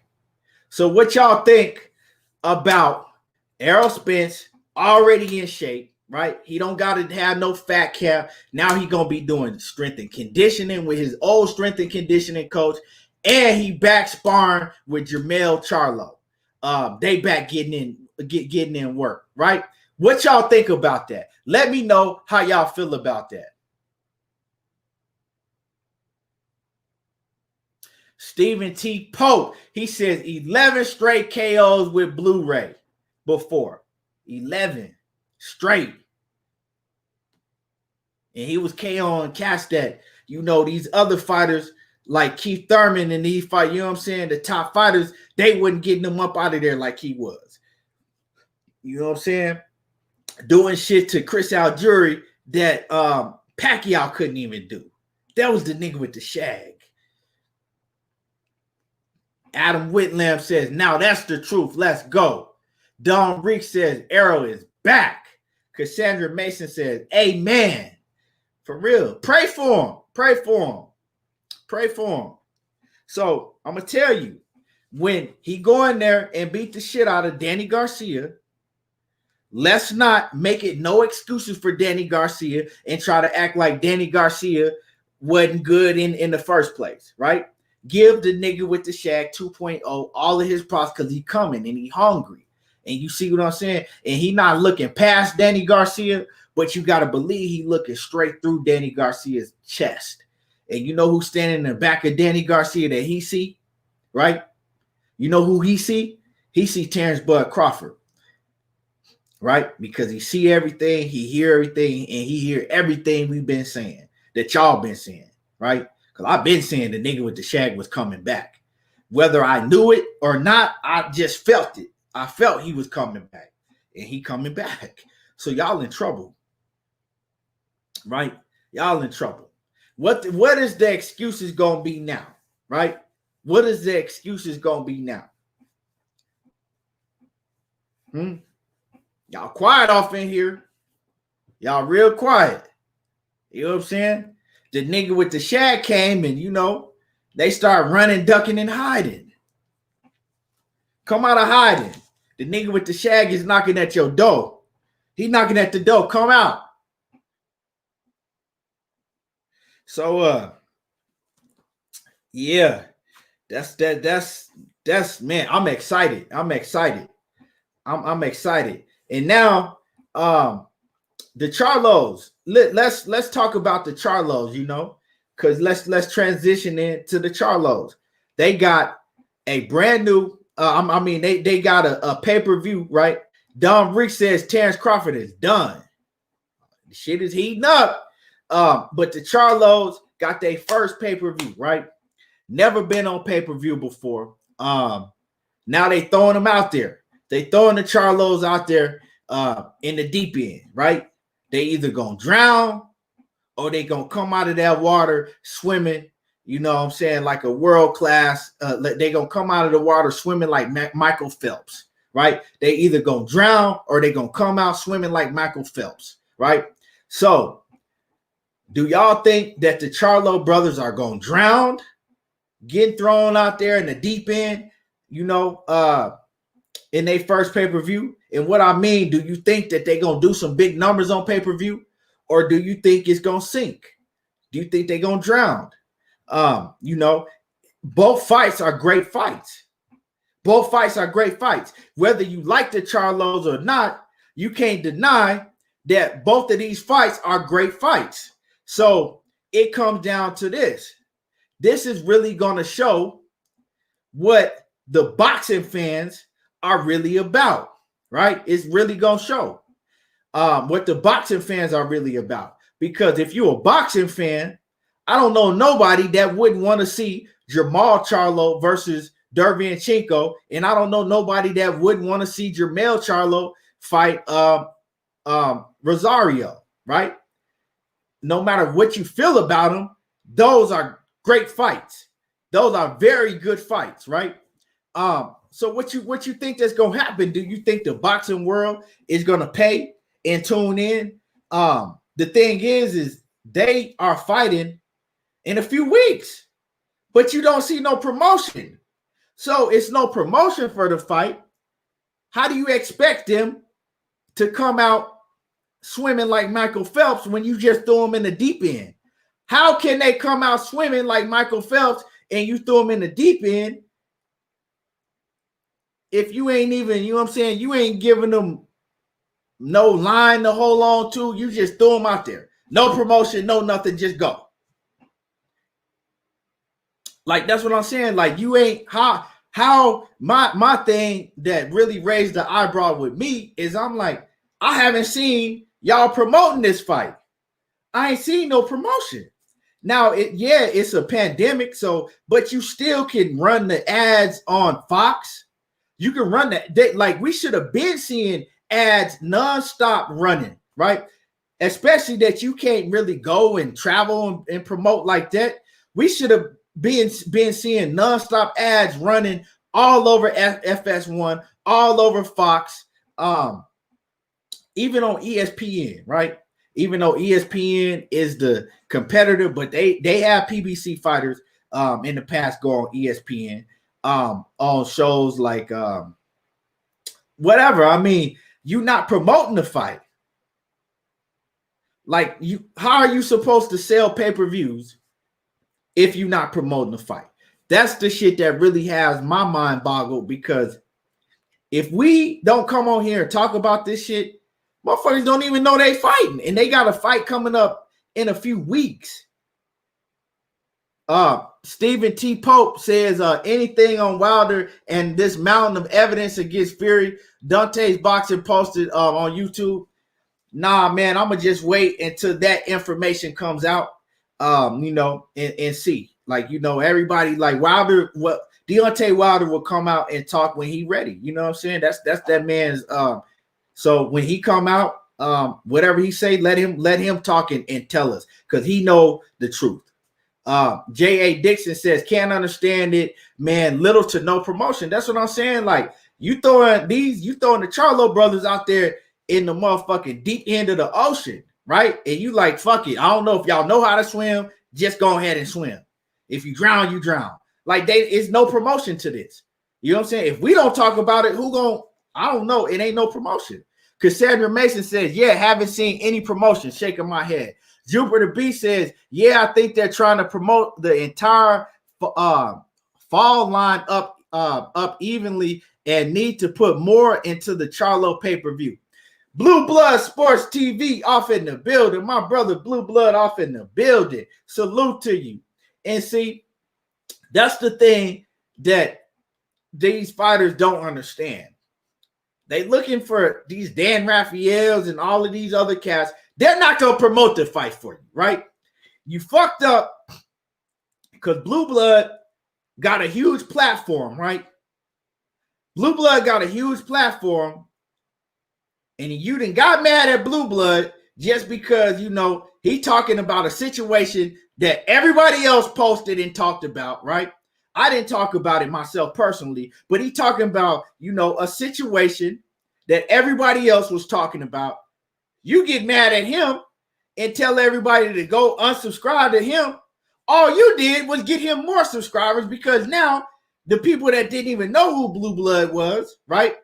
This is Jermell Charlo that did this. The people that didn't even know who Blue Blood was, now they going to his channel and subscribing to him just to see what the fuck he talking about. You feel me? So that backfired. But it backfired 2 times on you, because now Blue Blood probably, and this is not coming from Blue Blood, so don't quote him. This is coming from me. Now you could have had Blue Blood promoting this fight for you, right? Letting his whole fan base and everybody else, like, hey, make sure y'all go out and buy, because Blue Blood been backing them. No, you know, no matter what he was talking about that day on the show or whatever, he been backing them, right? Y'all fucked up, because now he ain't even promoting your shit, right? He not even promoting your shit. So it's like, it's crazy. This fight ain't getting no promotion, right? And it's a fight that it's a good fight. Both of these fights are very good fights. They hell of a fights.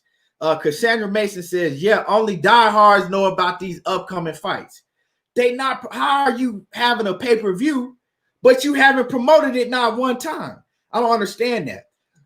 The whole thing behind pay-per-view is for people to see this shit on TV, to get intrigued by the commercials and the ads that you running, to where the casual boxing fans that, you know, you want to intrigue them so they'll buy the fight, right? You want to get them intrigued so they'll want to go out and pay for it.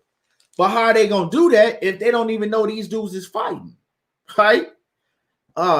Cassandra Mason says, I already read that. Jupiter B says, right. He says, Raphael and others will purposely try to avoid promoting anything PBC, right? Jupiter B says, yeah, attack Blue and your own fan base. Bad look, right? And I'm not even going to get into some other shit that Jermell has said, you know, and that shit really, really, really just threw me off. It rubbed me wrong. Blue Blood Sports says facts. He says they don't understand where their support system come from. They don't. Like, you like, oh, fuck him and fuck them. And dog, them motherfuckers that you giving, that you looking up to, that you think are, they're not promoting your fights. Dan Raphael and fucking Michael Carpenter and all of these, they not promoting your fights. All they doing is putting up news here and there, like, you know what I'm saying, news here and there about you, right? They not promoting your fights.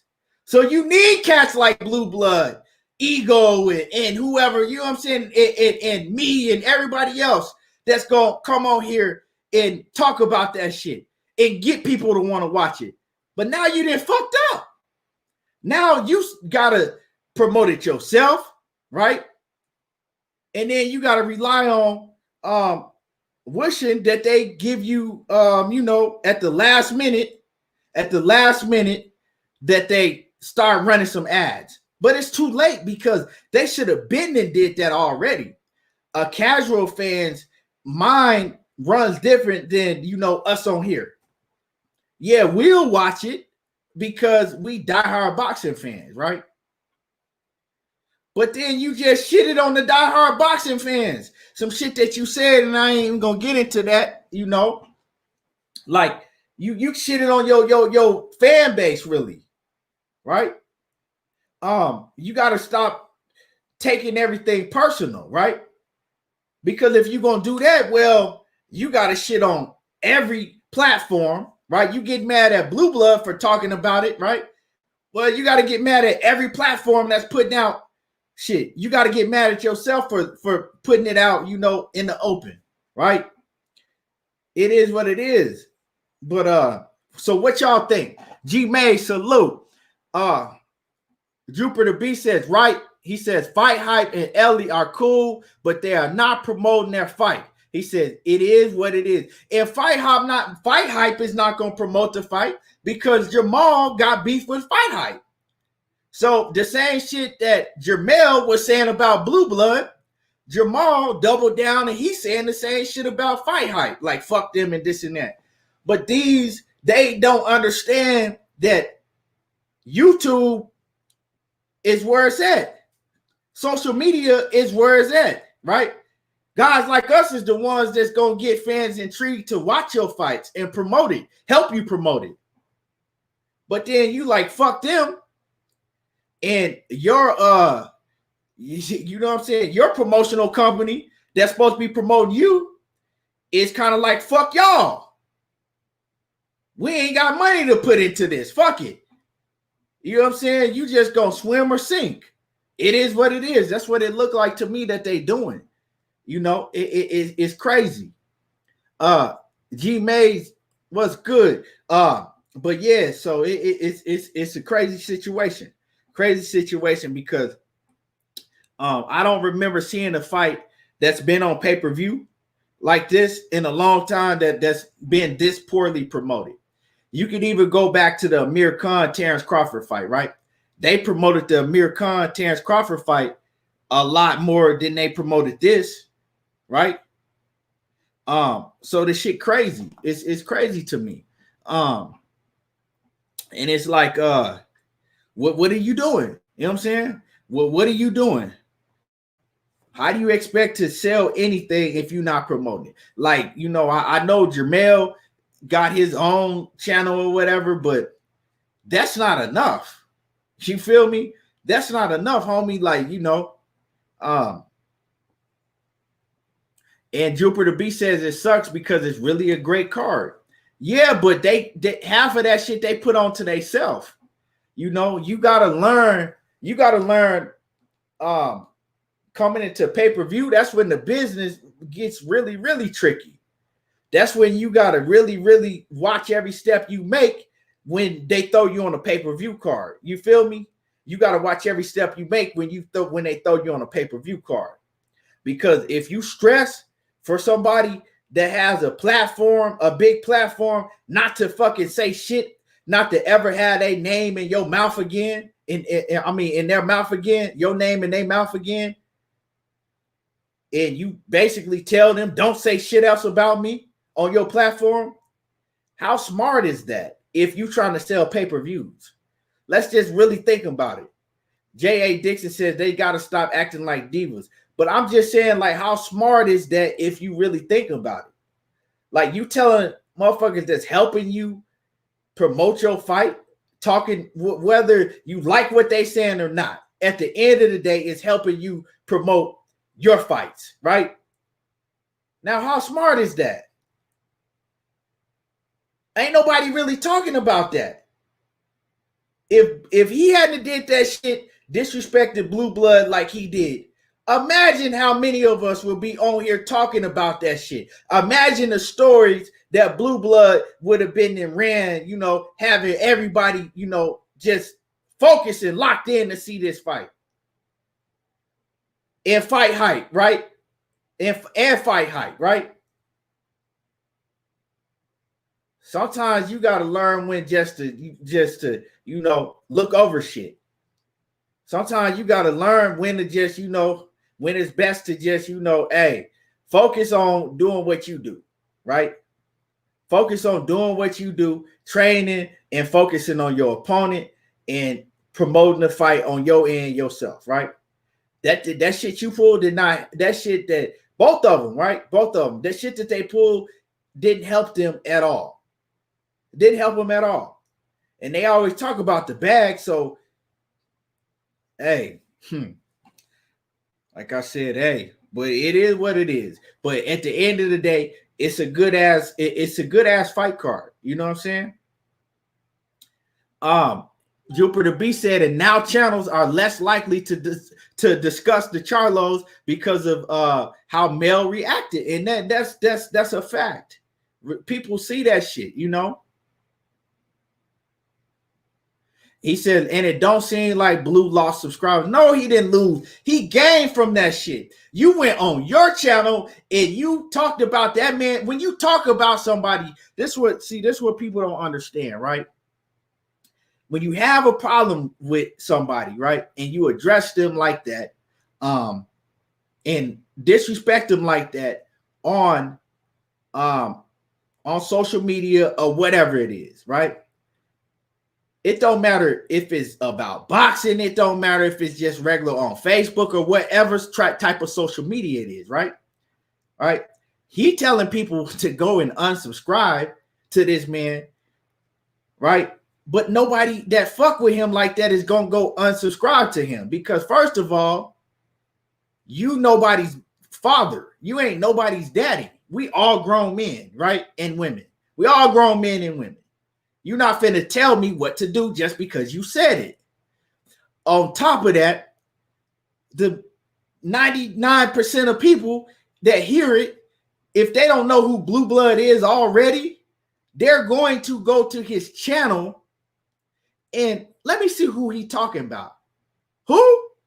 Blue. Okay, let me type that in and see who is that he talking so bad about, right? They're going to hit that subscribe button. And now they're going to anticipate, right? They're going to anticipate Blue Blood's comeback. They want to know what he going to say next about what Charlo had to say. Now he didn't got all of these extra subscribers just anticipating, you know what I'm saying? Just off of basically your promotion, right? So you try to shit on him, you promoted him, and at the same time you shitted on your own fight. And like I said, I always roll with the Charlo, always, but I just don't think that was a smart move. Wasn't a smart move, but what they did wasn't a smart move. And hit my like button. But yeah, I ain't finna be up in here too much longer. I'm finna Matthew Valentine's. What's good with it? I see you in the building. But yeah, that's just my take on that. So before I get up out of here, one more time, let me know, put swim or put sink. Do you think if you think that they're gonna swim and this pay-per-view gonna be successful, put in swim. If you think that it's gonna sink, put in sink in the comments.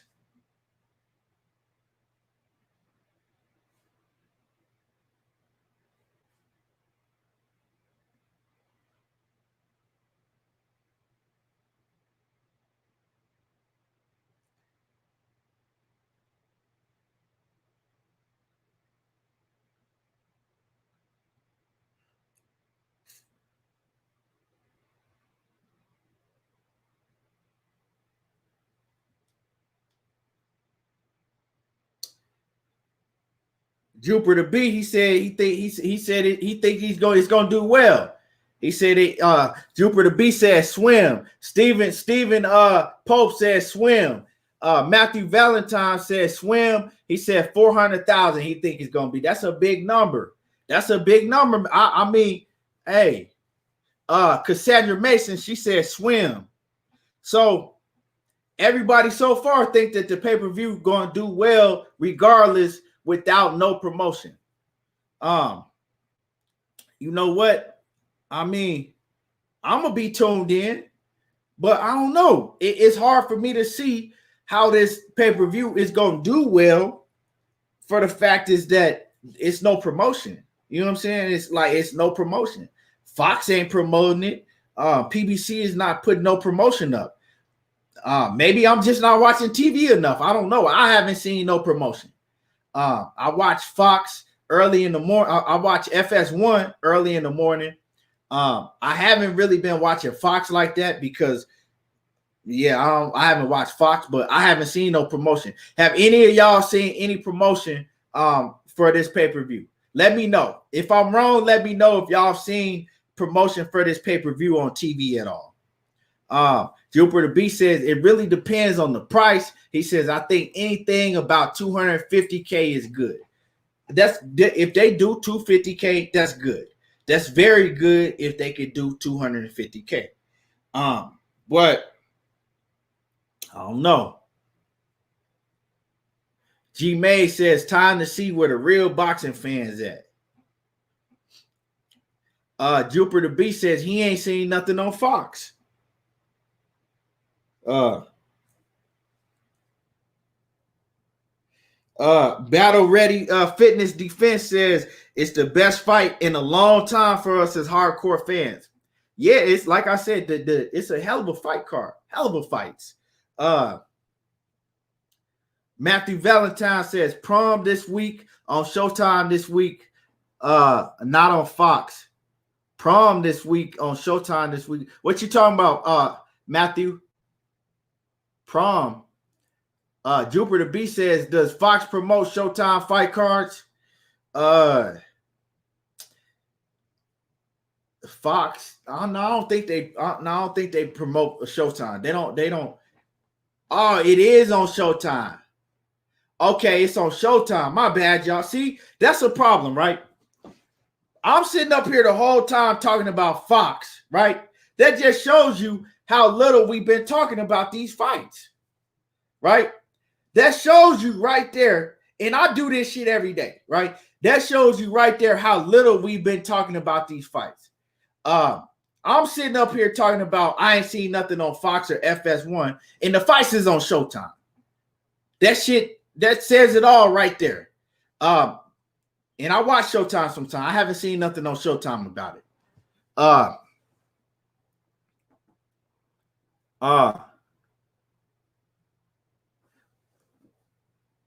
haven't seen nothing about it on Showtime.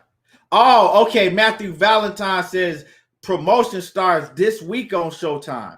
It's not on Fox. Okay. So hold on. Let me show you where the problem lies, right? Give me a second. I'm gonna explain to y'all where the problem lies, right?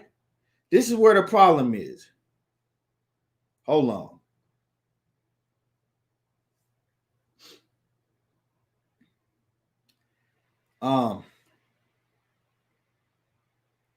They fighting on the 26th, right?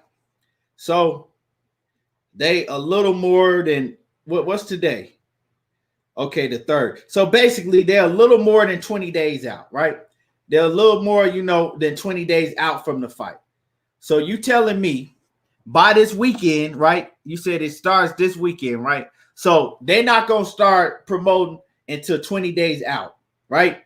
That's it. 20 days out, then they're going to basically, let's just say 2 weeks out. Hold on real quick, y'all.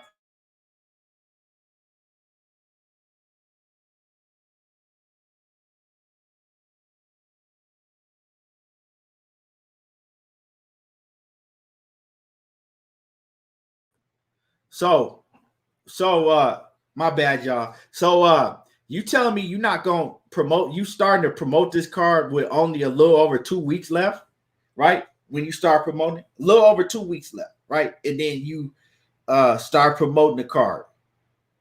Come on. Or 3 weeks. You start promoting the card 3 weeks out. That's bad.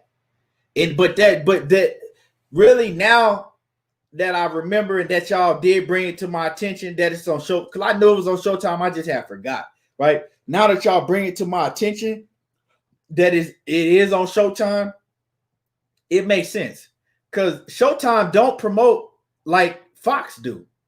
Showtime, that was the problem. That's why Wilder and a lot of them fighters went in Errol Spence. That's why they went over there to Fox, because they seen all the promotion that Fox puts behind the fighters on their side. That's with Fox, PBC. Showtime PBC, Steven Espinoza, hey, they better pick that shit up. Matthew Valentine says they gonna start this week all over CBS.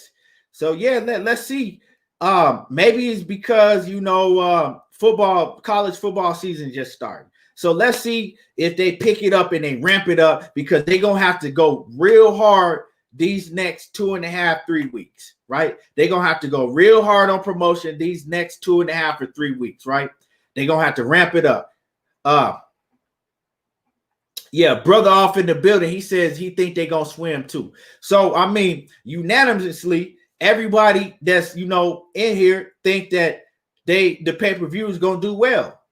So we gotta see. But I tell you right now, they better pick it up on the CBS and Showtime side. They better go real hard. Football season is here, is coming up. Football season coming up. We got college football this weekend starts, right? And then the next weekend we got the NFL. So they got a whole lot of picking up to do, but they can do it, they can do it, right? They can do it because this will be the perfect time to do it, the promotion during football, right? So let's see what they do.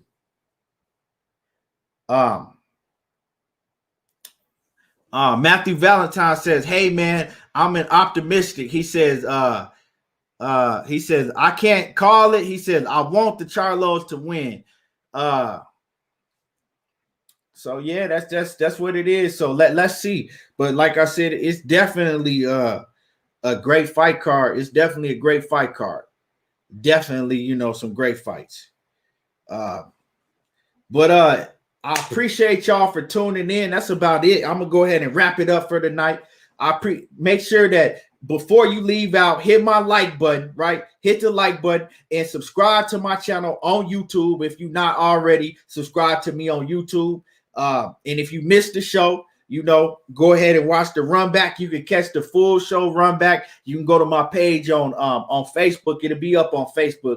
YouTube be on that bullshit. So they don't never put they don't put it back up until like the next day. For me, my shit don't never come back up. So it'll be up. This will be up tomorrow on YouTube. But if you want to catch the parts of the show that you missed, you can go check it out on my Facebook. But like I said, I appreciate everybody for tuning in. You already know what it is. There you go, talking that boxing again. I don't watch reality TV. I watch boxing. And anything ain't everything, but around here, everything boxing. I appreciate y'all, and I'm out.